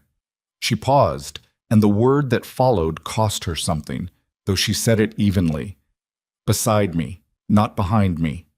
He understood what she was saying, not as a medical professional, not as a building maintenance worker with access he wasn't supposed to have, as someone who had built something with her, in the dark and the early morning hours, over sessions that had stripped away most of the distance between CEO and contractor and left two people who had simply been doing hard work together. "Yes," he said, "beside you." He left before either of them had to decide what else to do with what was sitting in the room. Nice. That evening at 8:30 p.m., 2 days before the shareholders' meeting and approximately 15 hours after masked men had broken into the penthouse, Vivian Sterling stood. It was not graceful. It was not the way she would have stood 2 years ago. It lasted 11 seconds before her hip flexors gave and Nathan caught her weight, and they managed the return to the chair without either of them falling, which was itself a kind of accomplishment. 11 seconds, both feet flat, weight distributed, upright. She didn't say anything for a long moment after she was back in the chair. Neither did he. Then, "Again?" she said. "We said one attempt tonight." "Again." He looked at her. Her jaw was set, and her hands were shaking, and her eyes were entirely certain. "Again," he said. The second attempt lasted 8 seconds. The third lasted 14. By the time they stopped, the city outside was fully dark, and the penthouse was quiet, except for the sound of breathing. Both of them, working at the edge of what they each had to give. Nathan made notes with hands that were not entirely steady. Vivian sat with her eyes closed, not resting exactly, just being somewhere that didn't require her to manage what was on her face. He thought about what 14 seconds meant. He thought about a boardroom with 30 feet of floor between the door and the head of the table. He thought about a 7-year-old girl in Evanston who had told her father to go help someone and had packed her own bag. He thought about what it had cost to be the person who saw things other people missed. He thought about what it had almost taken from him. He thought about whether it was worth it. And then he thought about Vivian Sterling standing for 14 seconds in the middle of the night, and he couldn't make the math come out any other way. He closed his notebook. He looked at her. "Tomorrow morning," he said. 4:30. She opened her eyes. "I'll be ready." Outside, the city kept moving the way cities do, indifferent and constant and full of people who had no idea what was about to happen in a boardroom on the 53rd floor of a building they drove past every day. Somewhere across it, Graham Holloway was making calls and running calculations and believing probably that he still had enough pieces on the board to win. He had stopped counting Nathan Cross as a piece on the board. That was his most expensive mistake. The morning of the shareholders' meeting arrived the way consequential mornings often do, quietly, without ceremony. The city going about its ordinary business with no awareness that something in it was about to break open. Nathan was at the penthouse by 4:15. He hadn't slept. This was not anxiety in the conventional sense. He wasn't pacing, wasn't catastrophizing. He simply had not been able to locate the off switch, the way sometimes happens when a person's mind has decided that the work isn't finished yet, and sleep is a resource that can be borrowed against later. He'd spent the hours between midnight and 4 reviewing his documentation with the particular focus of someone checking the structural integrity of a thing they'd built and were about to put real weight on. Everything held. Vivian was already up when he came through the service door. She was dressed, fully, formally, the kind of clothes that communicated intention before a word was spoken. Dark jacket, sharp lines, the specific authority of someone who had decided how this day was going to go. Her hair was back. She was sitting with a coffee she hadn't touched, looking at the city. She turned when she heard him. "You look terrible," she said. "Thank you." "Did you sleep?" "Some." This was approximately 30% true. "You?" 3 hours. She looked back at the window briefly. It was enough. He set his bag down and looked at her. The question between them, the only question that had really mattered for weeks now, sat in the room without either of them saying it directly, because neither of them was the kind of person who named things before they were ready to be named. "Sandra is arriving at 8:30, Vivian said. "The meeting convenes at 10. Building security has been notified. The real security, not Graham's restructured contract team. I made that call last night directly to the firm's founding partner, who is an old enough relationship that I trust it held." "Did you tell them why?" "I told them there had been a break-in and that I had reason to believe certain individuals currently employed at Viridian were involved. I didn't give Graham's name, not yet." She paused. "Sandra will brief them fully this morning." and the board members Sandra contacted last night. 3 of them. The 3 she assessed as genuinely independent of Graham's influence. They know there's a presentation of new evidence before the vote. They've agreed to ensure the meeting doesn't move to a rapid procedural close before we've had the floor. Her jaw was tight. If Graham tries to call the vote early, they'll hold it. Nathan nodded.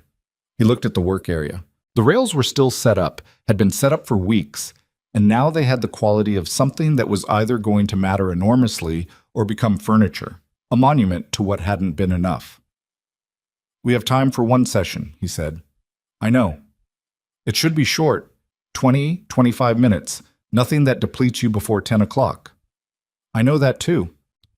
She moved toward the work area, and he noticed he had been noticing for days, cataloging the change the way he cataloged everything, in the precise and careful way of someone who understood that the difference between seeing and not seeing was everything, that she was moving through the room differently, not dramatically, not in any way that someone who hadn't been watching as closely as he had would catch. But there was something in the way her weight shifted in the chair, the way her trunk engaged when she drove it through a turn, that was different from 6 weeks ago. The body was doing things it hadn't been doing, small things, real things. He sat up. She positioned herself beside the rails. "Same sequence as last night?" she asked. "Modified. I want more hip flexor activation in the first phase before you try to bear weight. Last night your left side initiated well, but your right compensated by recruiting the wrong group. If we can clean that up this morning, then the step pattern is more stable." "Right." She nodded. "Show me the modification." He showed her. She absorbed it the way she absorbed everything he gave her. Completely, immediately, translating instruction into application with a directness that he'd stopped being surprised by because it was simply who she was. They worked for 22 minutes. At the end of it, Vivian stood at the rails with her hands resting on them. Not gripping, resting. And her weight distributed across both feet. And she looked at Nathan with an expression that he had never quite seen on her before. Not triumph, not relief. Something quieter and more personal than either of those. The expression of a person who has held a door closed against something for a very long time and has just, in a private moment, let themselves feel what's on the other side of it. It lasted about 4 seconds before she put it away.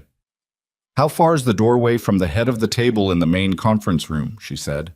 He thought about it. He knew that room. He knew it the way he knew the whole building. 31 feet from the entrance to the chair at the head of the table.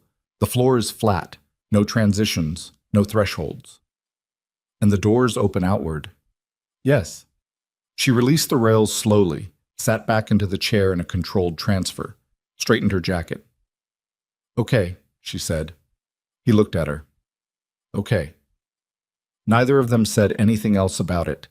There was nothing else to say. Either the morning would hold what they'd built, or it wouldn't, and all the words in the world between now and 10 o'clock were not going to change the answer.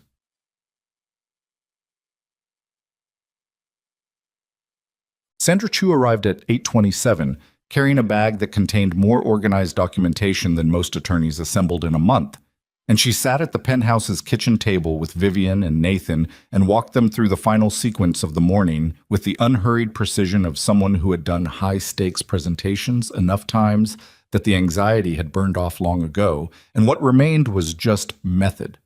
The financial evidence was sequenced and labeled. The server room access logs, the physical copies Nathan had photographed before they could be touched, copies Sandra had since authenticated through a forensic document specialist, were in a separate folder. Dr. Anand's imaging report, formally certified and stamped, was in a third. The penthouse camera footage from the break-in had been converted to a format that would play on the conference room's display system, which Nathan knew from having serviced that system 6 months ago and knowing exactly which input format it accepted.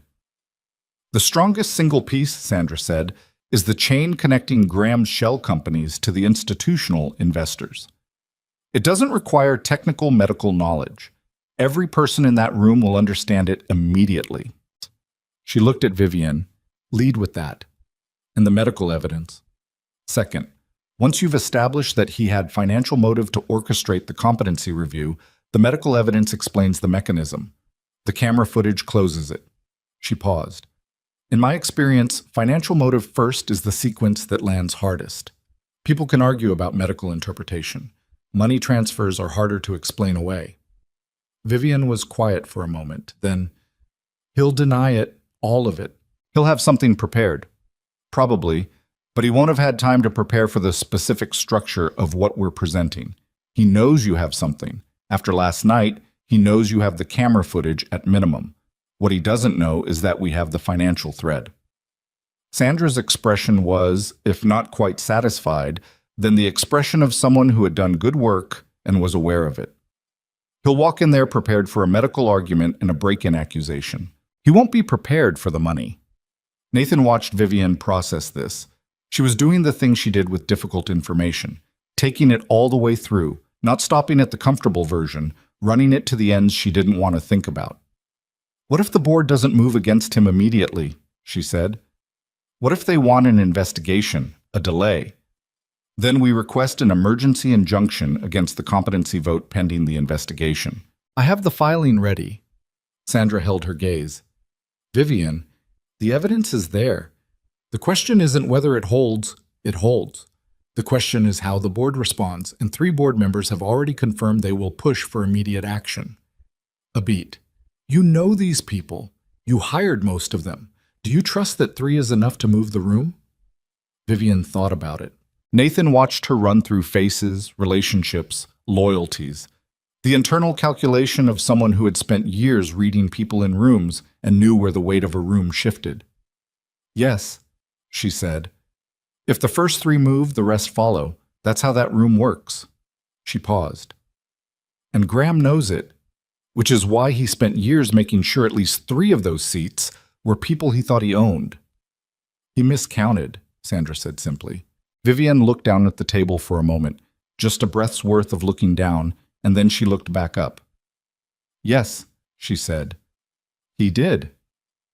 At 9:40, Nathan took the main elevator to the 53rd floor, for the first time since the morning he'd been hired. Not the service entrance, not the staff corridor, the main elevator, which he had absolutely no official reason to be on at this hour in his capacity as a building maintenance technician. He was wearing the same kind of clothes he wore every day in this building, which were not boardroom clothes and were not going to become boardroom clothes between now and 10 a.m. And he had thought about this and decided that it was accurate to who he was and what he was bringing to this room, and he was not interested in performing a version of legitimacy he hadn't earned. Sandra Chu had gone ahead to meet with the 3 allied board members before the room fully assembled. Vivian had her own preparation, a few minutes alone, which Nathan understood without being told, the same way he understood when Mia needed a few minutes before something hard. He stood in the main corridor of the 53rd floor at 9:43 a.m. and looked at the conference room's large glass doors at the end of the hallway. Through them he could see the room filling, board members arriving in 1s and 2s, the particular choreography of people who had significant power finding their seats. He recognized some of them from the building, from elevator interactions and lobby sightings across 14 months of overnight shifts. They looked, all of them, like people who expected a procedural morning and had dressed accordingly. He saw Graham Holloway through the glass at 9:48. Graham Holloway was 51 years old and looked exactly like what he was. A person who had been successful for long enough that success had become a physical quality, something that lived in the posture and the ease of movement and the way he occupied a room. He was well-dressed, unhurried, wearing the expression of someone who has contingencies.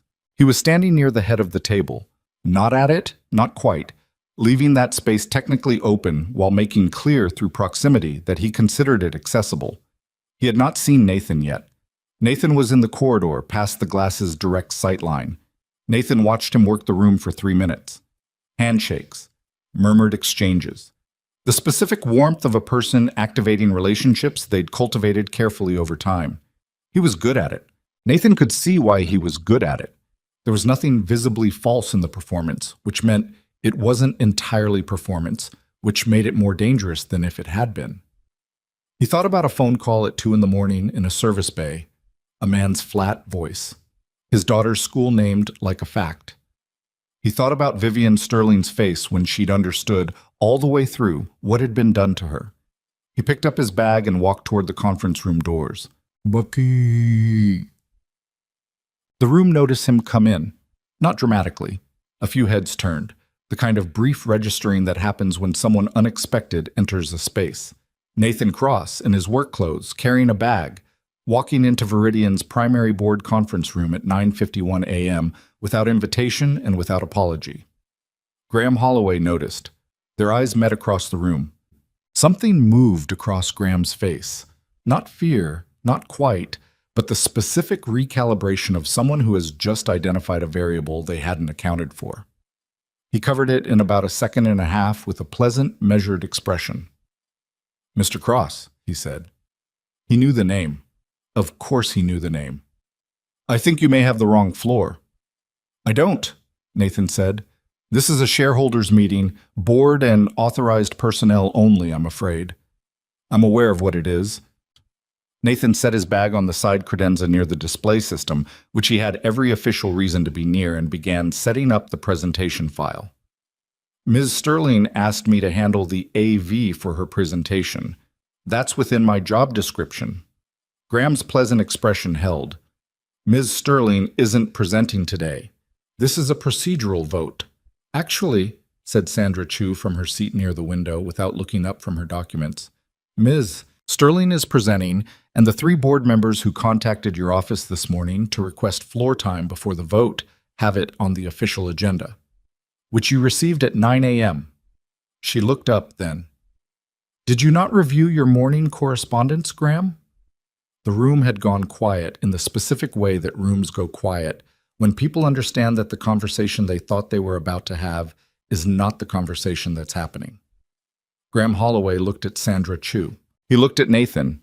He looked at the 3 board members Sandra had referenced, 2 of whom were watching him with expressions that told him, if he was reading them correctly, and Nathan could see that he was, that whatever relationships he'd relied on there had shifted in the past 12 hours. He sat down. Not defeat. Reassessment. The doors at the far end of the room opened at 9:58. Nathan had positioned himself near the room's entrance, on the left side, which put him about 8 feet from the doorway. He wasn't looking at Graham. He wasn't looking at the board. He was looking at the doors. They opened slowly. The first thing the room saw was the doors moving. The large, heavy glass-paneled conference room doors swinging outward, opened by a member of the building's security staff who was there, Nathan had arranged, on the official pretext of a safety compliance check. The security officer stepped to one side. Vivian Sterling walked through the doorway.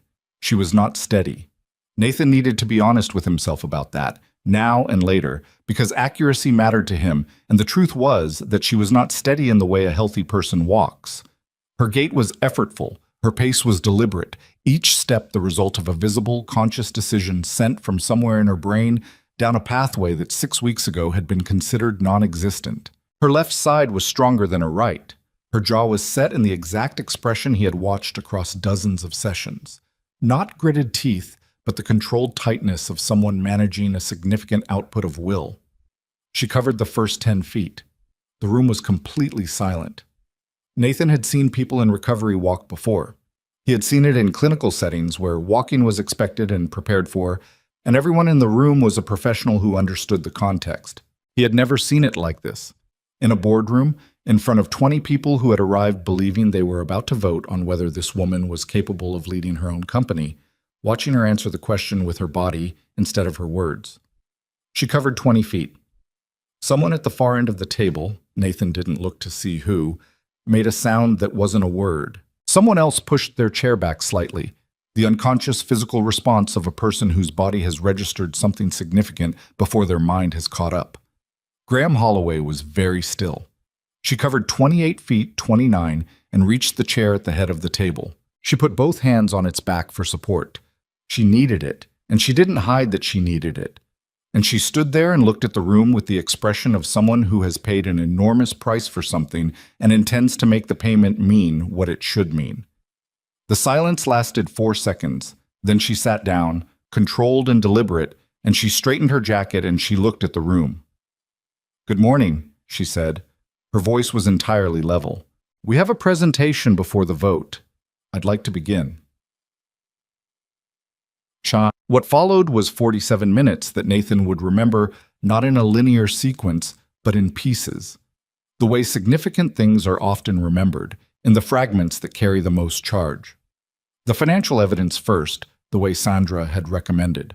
Vivienne presented it herself, walking the room through the shell company structure and the investor connections with the matter-of-fact precision of someone who had built a $13 billion company and understood financial architecture in her bones.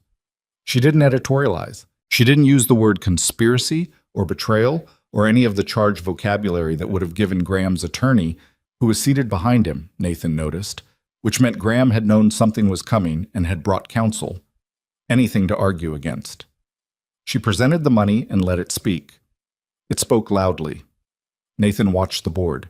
He watched faces change as the structure became clear, the slow, almost physical process of people who had trusted someone revising that trust in real time. It wasn't clean or satisfying to watch.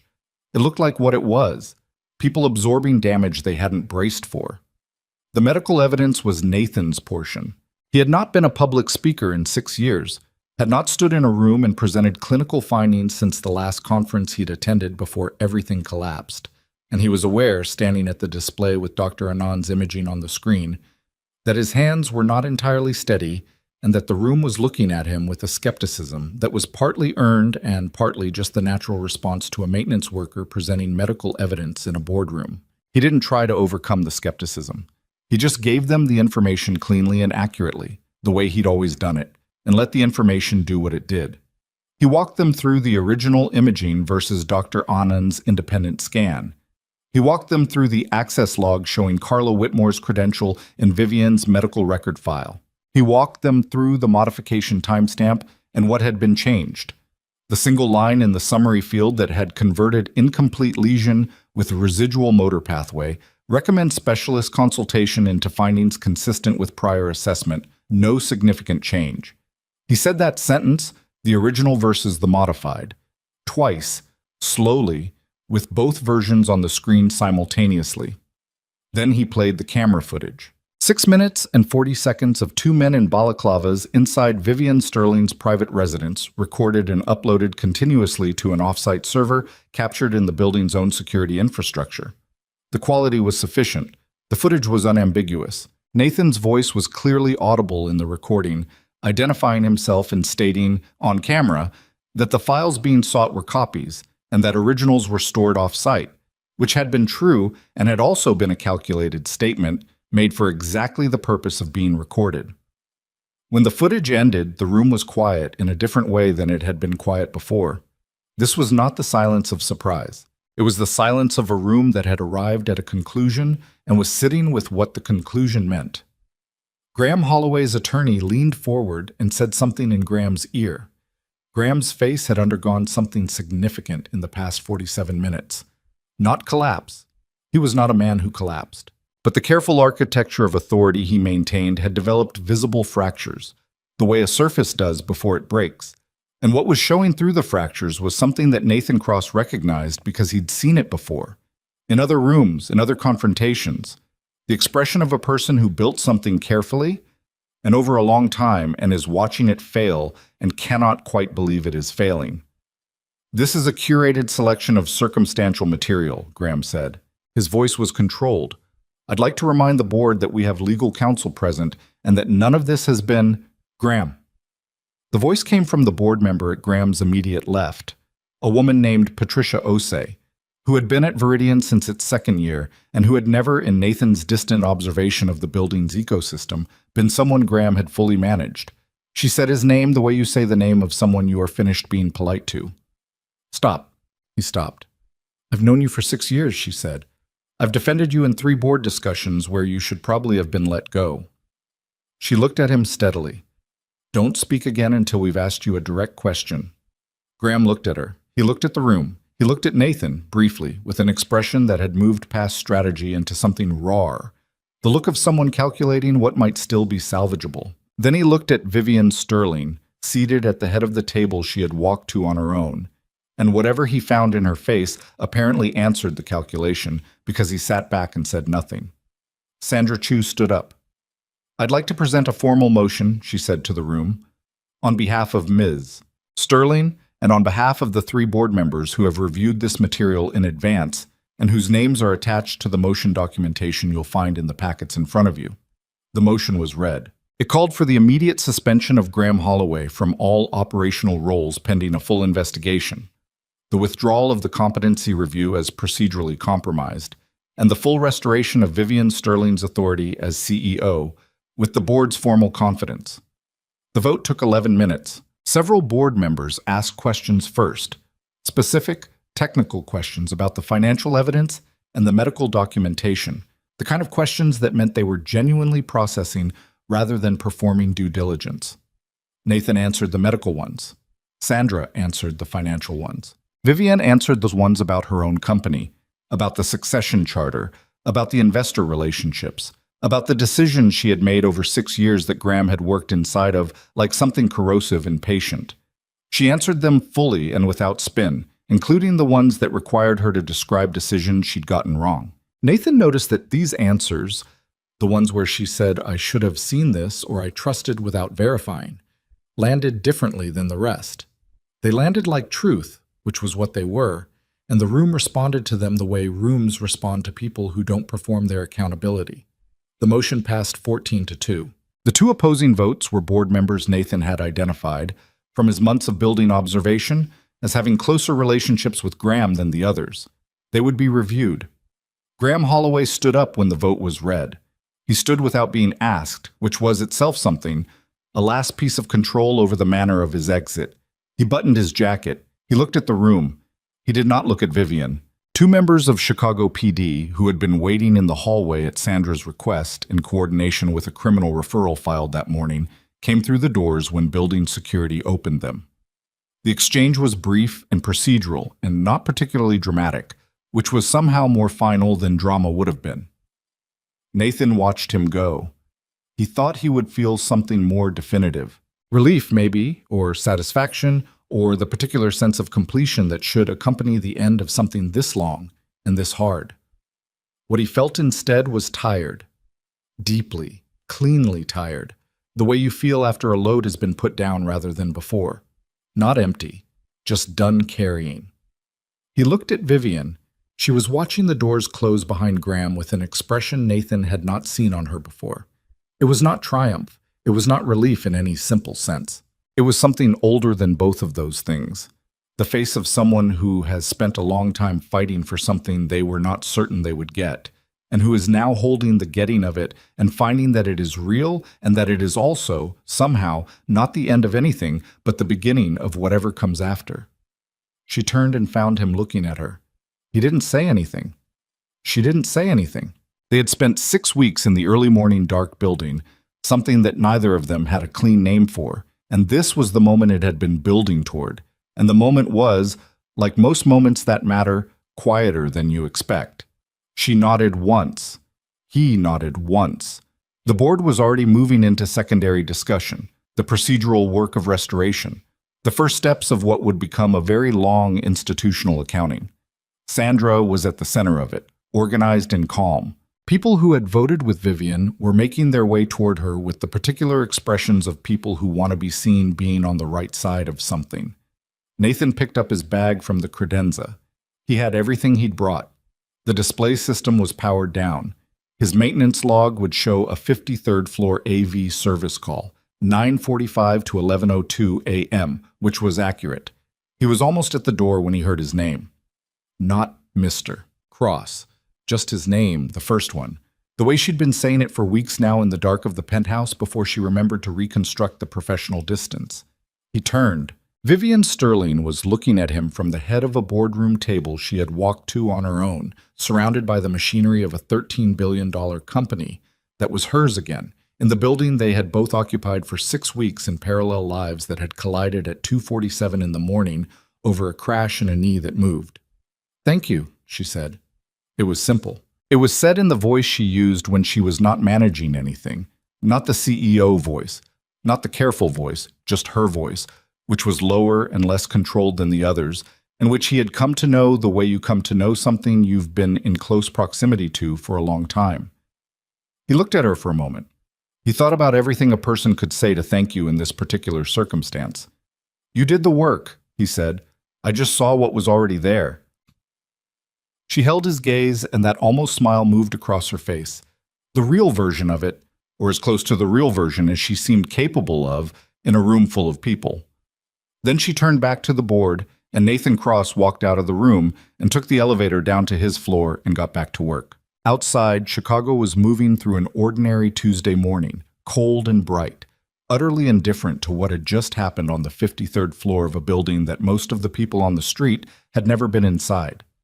Nathan stood on the sidewalk for a moment before going in through the maintenance entrance, his breath showing white in the air. He called Mia. She picked up on the second ring. Dad? Hey, Bug. Did it work? He looked up at the building, all 53 floors of it, glass and steel and early morning light. Yeah, he said. It worked. A pause. Then, with the specific satisfaction of a 7-year-old who had been right about something, I knew it would. He almost smiled. Pack your bag. I'm coming to get you this weekend. I already packed it, she said. 3 days ago. He stood on the sidewalk in the Chicago cold and let himself laugh.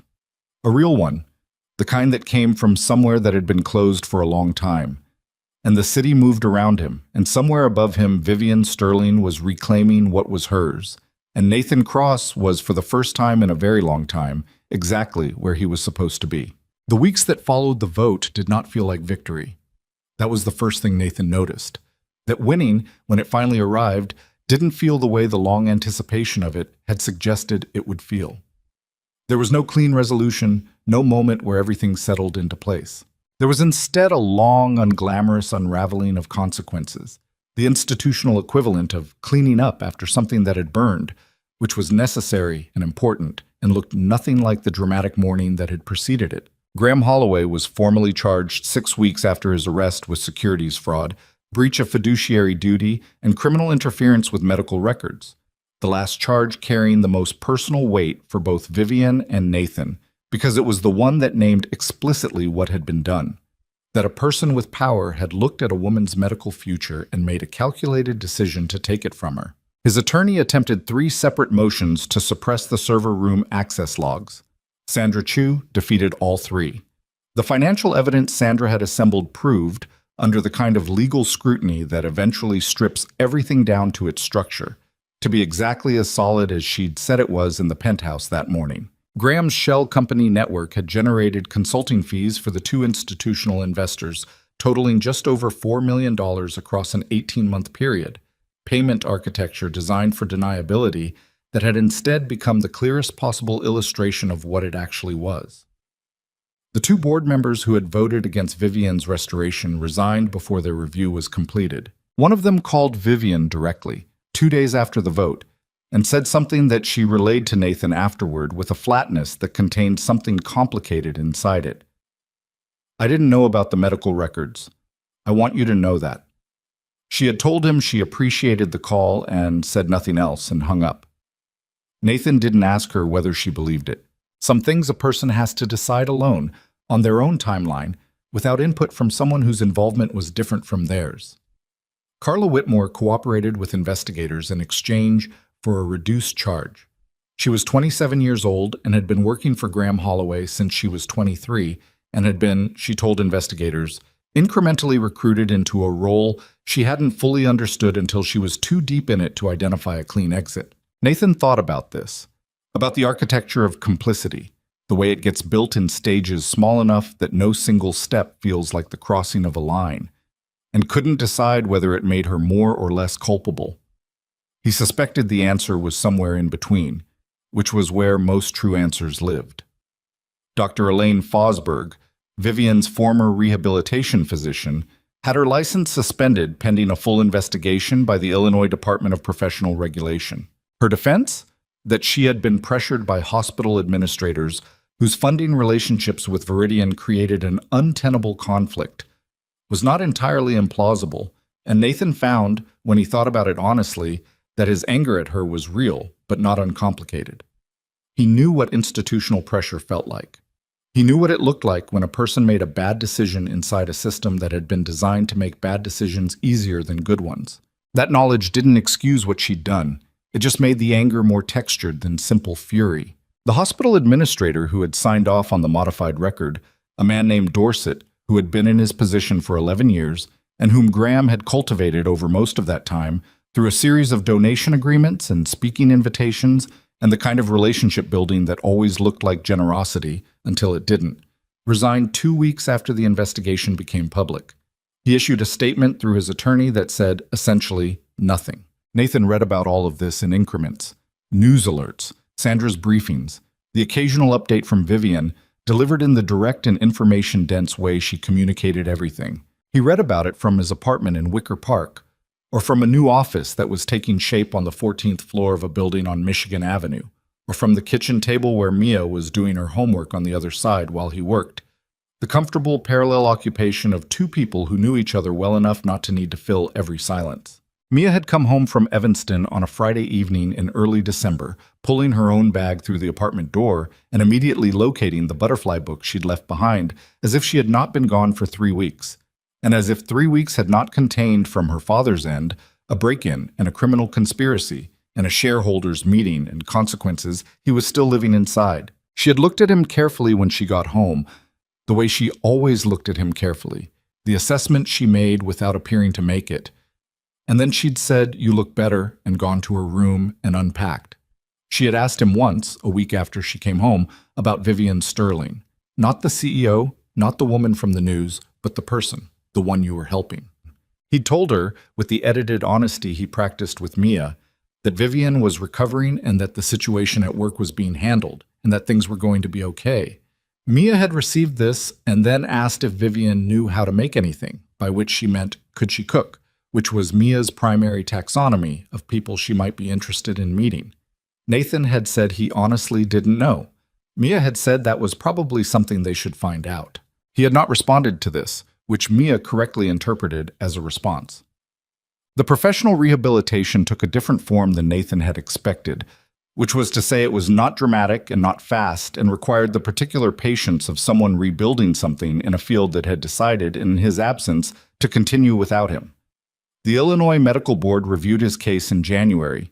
The review had been requested by Sandra Chu, who had filed a formal petition for reinstatement of his clinical credentials in the same document package that had contained the evidence against Fosberg.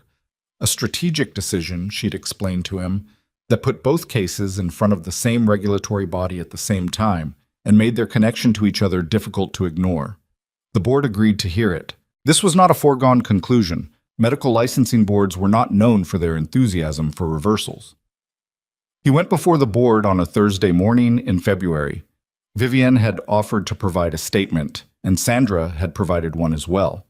And Dr. Anand's clinical documentation of what he had identified in Vivian's injury profile, the residual pathway, the incomplete lesion, the findings that standard assessment had missed, was the central exhibit, not as a performance, not as advocacy, but as straightforward clinical evidence of what Nathan Cross, working without a laboratory and without credentials and with no equipment beyond what he'd improvised, had seen and accurately understood in a patient every credentialed specialist had written off. The board deliberated for 3 weeks. Nathan went back to work in the meantime. He was still technically employed by Viridian's facilities contractor, a situation that had become quietly complicated after the shareholders' meeting, since his role in the events of that day had become known to the building management staff. And Derek Paulson had called him into a very awkward meeting in which he had simultaneously confirmed that Nathan's employment was still active and conveyed through careful corporate language that Nathan had become a person the standard framework did not quite know what to do with. Nathan had told him he understood and gone back to work. He found during those 3 weeks that the maintenance work did not feel like diminishment anymore. It had felt that way for a long time. Not consciously, he'd been too careful about the story, he told himself, to consciously frame it as diminishment. But underneath the careful story, there had been something like shame, or not quite shame, but the residue of shame, the way a surface stays tacky long after the thing that made it sticky has dried. That residue was gone now. What remained was just work, specific, physical, honest work that the building needed and that he was competent to do. He fixed things. He replaced things. He kept the lights on and the pressure balanced and the seals from failing. There was something real in that. and he'd learned to see it clearly again. The board reinstated his clinical credentials on a Tuesday in early March.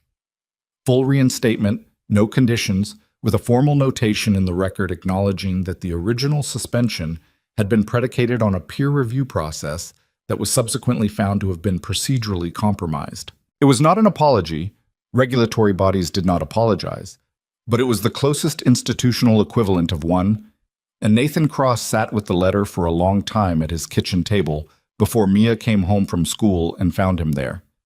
She read the letter over his shoulder with the swift comprehension she brought to everything. Then she put her backpack down and sat across from him. "So you're a real doctor again," she said. "I was always a real doctor." "You know what I mean." He looked at his daughter, 7 years old, going on 8, heading toward whatever formidable thing she was going to become, and felt something that he didn't try to name because some things are large enough that naming them reduces them. "Yeah," he said, "I know what you mean." She nodded, satisfied. "Then, can we have pizza tonight?" "Yes," he said, "we can have pizza tonight." The Cross-Sterling Foundation for Neurological Recovery was incorporated in April, which was faster than Nathan had expected and entirely characteristic of how Vivian Sterling did things when she had decided to do them.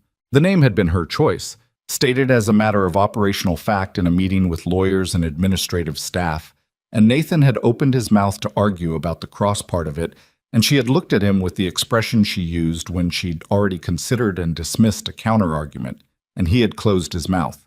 The Foundation's stated mission was narrow and specific: to fund neurological rehabilitation access for patients who had been incorrectly classified as having no recovery potential, with particular focus on spinal cord injury profiles where incomplete lesions had been missed or misdiagnosed.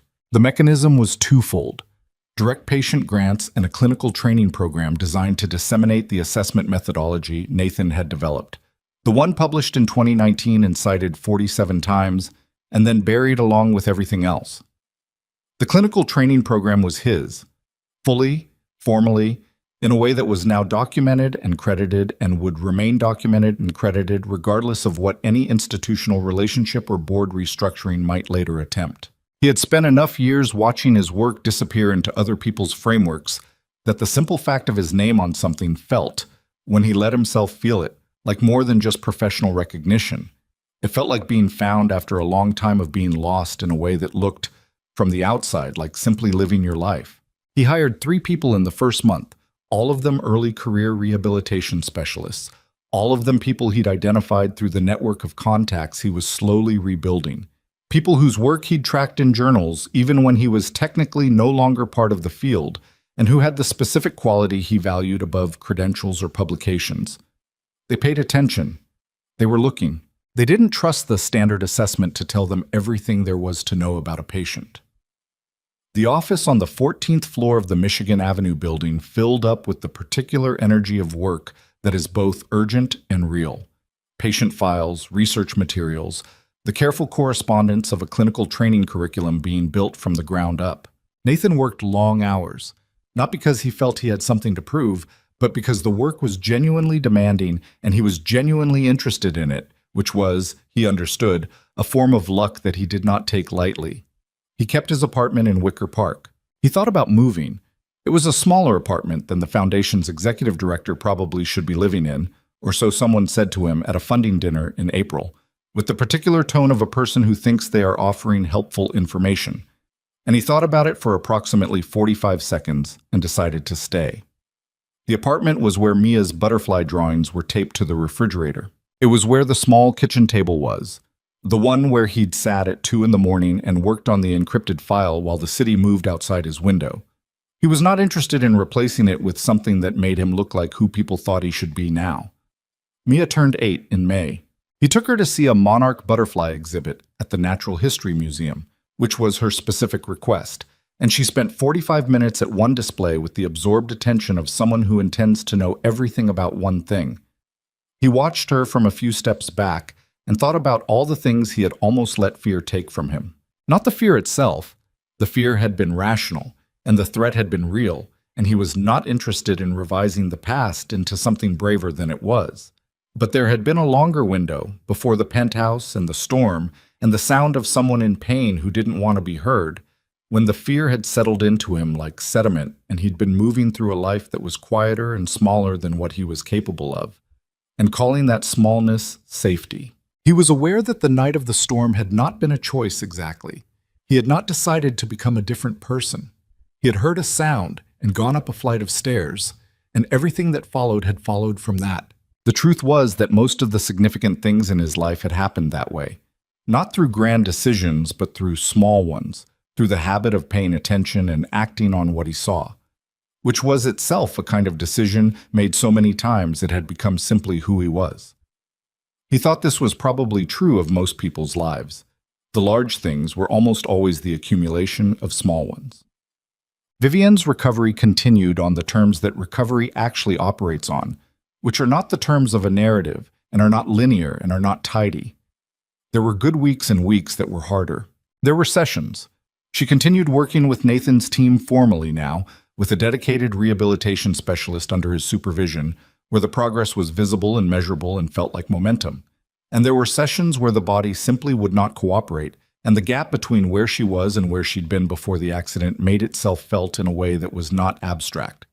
She walked into every Viridian board meeting on her own feet. This had become, without anyone formally declaring it, a line she held. Not for performance.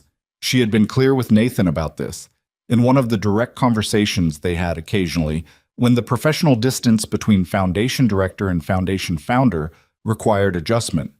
She was not walking into board meetings to prove something to the board. She was walking into board meetings because she was capable of it, and because being capable of something and not doing it was a form of self-diminishment she was no longer willing to practice.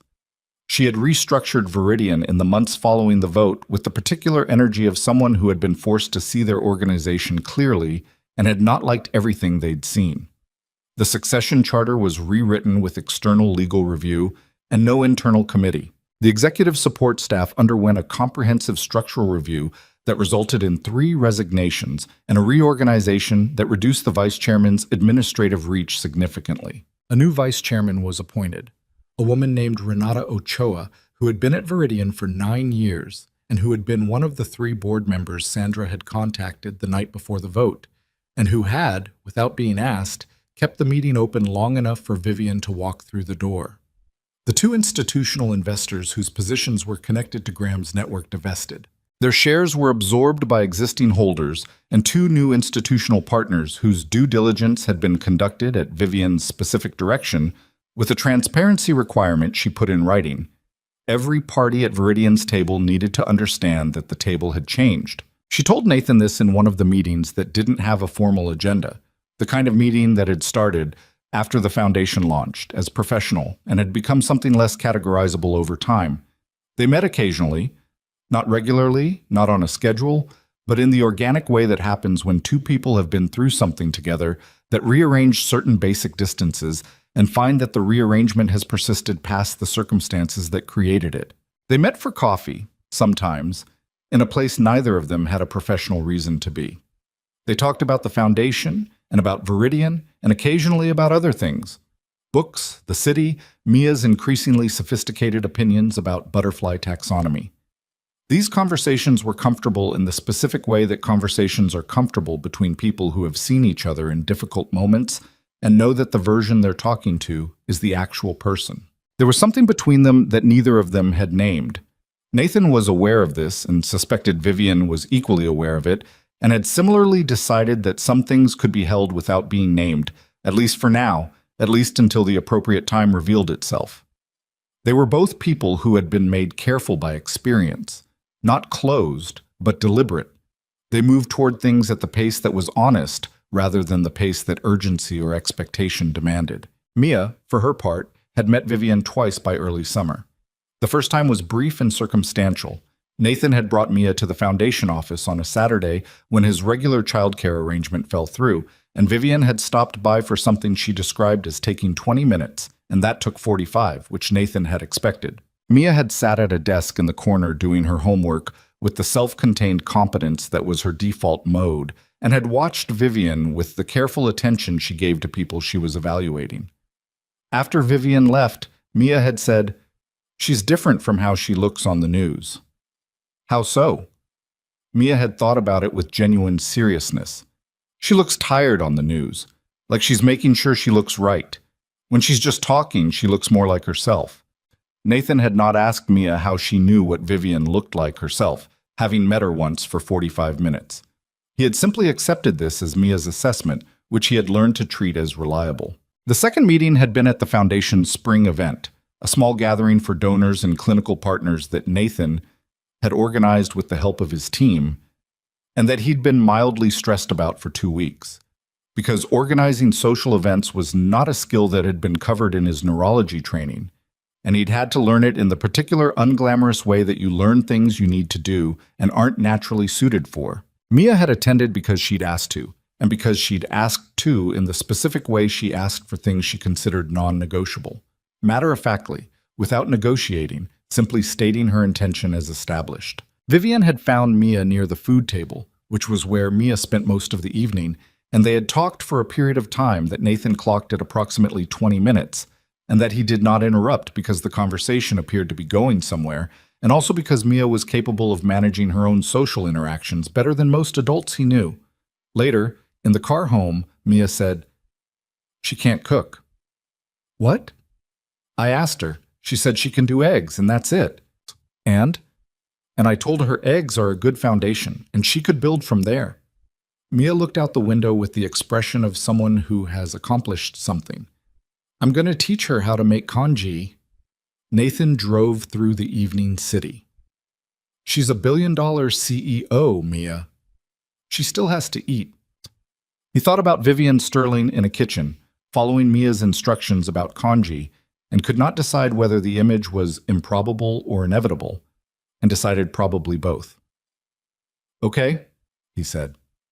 The ribbon-cutting ceremony for the Cross-Sterling Neurological Recovery Center was held on a Saturday in late June, which was the date Vivian had chosen because June was when Chicago was most itself, bright and lake-lit and showing off, the way the city got after the long endurance of winter, as if it needed to make the argument that it was worth staying for.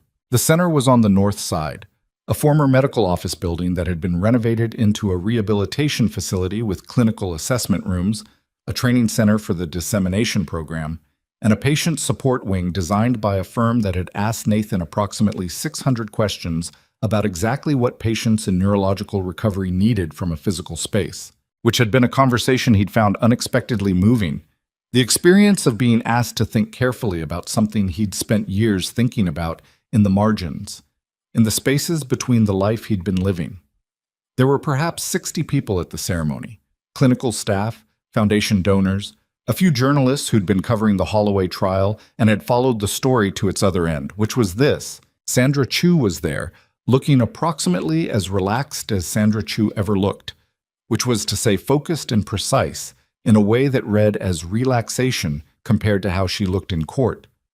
Dr. Anand was there and shook Nathan's hand with the same brief warmth as the first time, and said, "You should have been doing this all along in a way that was both kind and accurate, and that he accepted without deflecting." Mia was there in a dress she had chosen herself, and that was not the dress Nathan would have chosen, being purple and covered with what appeared to be a print of illustrated insects, which she had informed him was thematically appropriate. She stood beside him during the official portion with the patience of someone who understands that adults sometimes need to say things in public before the actual event can begin. Vivian spoke. She was brief in the way she was brief about personal things.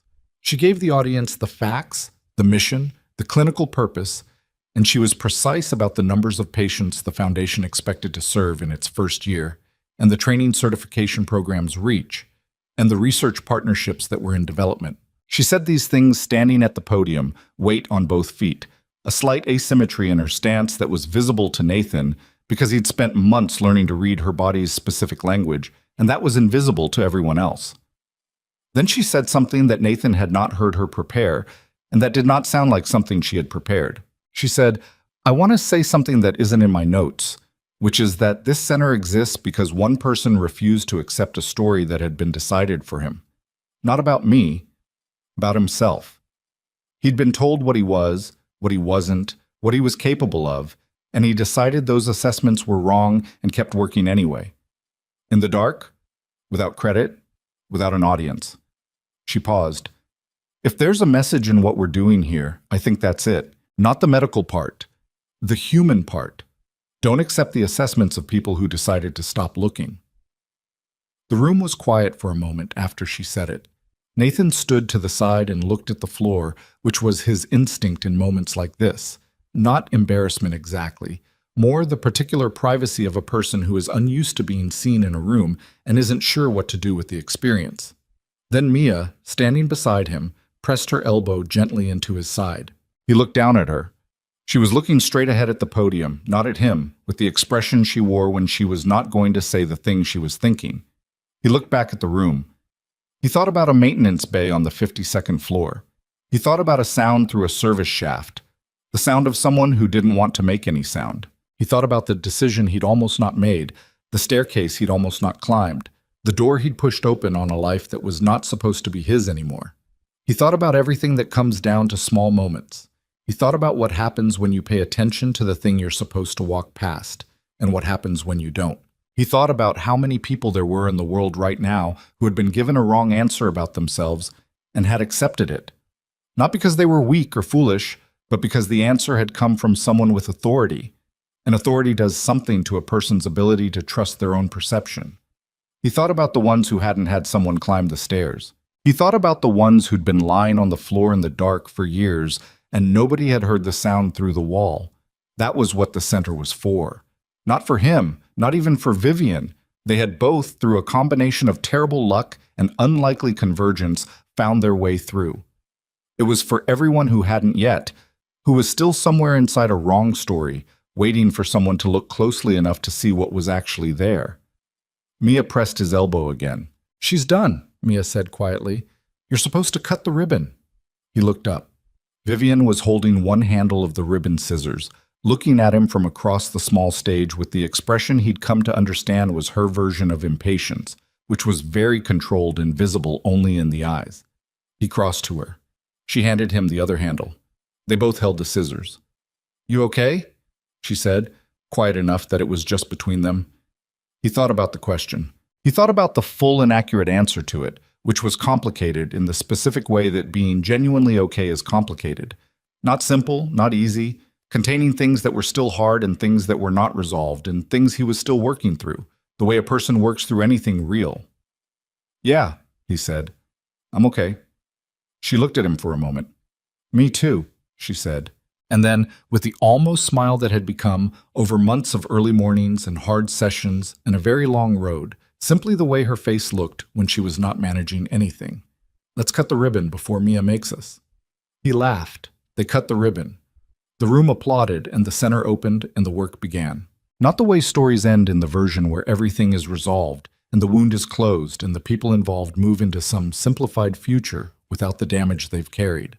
The actual way, with the damage still partly present and the future still partly unknown, with the work still real and still demanding, with Vivian walking into rooms on her own feet on most days and on some days less so, with Nathan still learning to occupy a professional life that had been returned to him, altered by the years it had spent elsewhere, with Mia growing up in the apartment in Wicker Park, where the butterfly drawings were still taped to the refrigerator. The way that people actually survive things, imperfectly, slowly, together, with enough honesty to keep going and enough stubbornness to refuse the small, diminished lives that fear and other people's assessments try to offer you. Standing at the door of the center as the ceremony wound down and the afternoon light came off the lake, and the city held itself up the way it always did, improbably, persistently, against everything.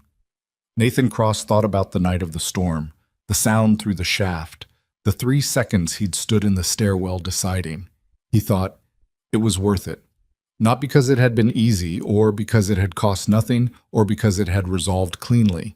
Because it was true. Because it had been real work done, in service of something that deserved to be real. Because a person had been lying on the floor in the dark, and he'd heard it, and gone up and looked closely and seen what was actually there. That was all. That was also everything. Mia appeared at his side with a plate of food she had assembled from the reception table with the thoroughness of a person who treats every catered event as a research opportunity. "The congee isn't as good as mine," she said. "You made congee for this?" Rosa made it. From my recipe. She considered a bite critically. She added too much ginger. Nathan Cross stood in the doorway of the center he had built, in the city where everything had happened, on a June afternoon that was bright and ordinary and real, and he looked at his daughter and thought that there was no version of any story he would have chosen over this one. Not the easier version, not the one where he had never spoken up and had kept his career and his standing, and had never spent a decade being smaller than he was. Not any cleaner version than the one that had actually happened. This one, with all of it. Because the things that had cost him the most were also the things that had made him exactly precise enough to hear a sound through a shaft on a stormy night and understand what it meant. He put his arm around his daughter's shoulders. She leaned into him slightly, which was as much demonstration of affection as she ever offered in public, and which was enough. Down the corridor, through the glass of the main rehabilitation room, he could see Vivian talking to two of the clinical staff, gesturing, explaining something, the particular animation she had when she was in territory, she understood deeply and cared about. She caught his eye through the glass and held it for a moment, and the something that had no name between them was there in the look, quiet and patient, and not asking to be anything other than what it was yet. He nodded. She turned back to her conversation. Outside, the city kept moving. The lake was bright. The afternoon was long, the way June afternoons are long in Chicago, the light hanging on past when it should, as if the day was reluctant to let go of itself. Nathan Cross stood in the doorway and watched it, and he did not look away.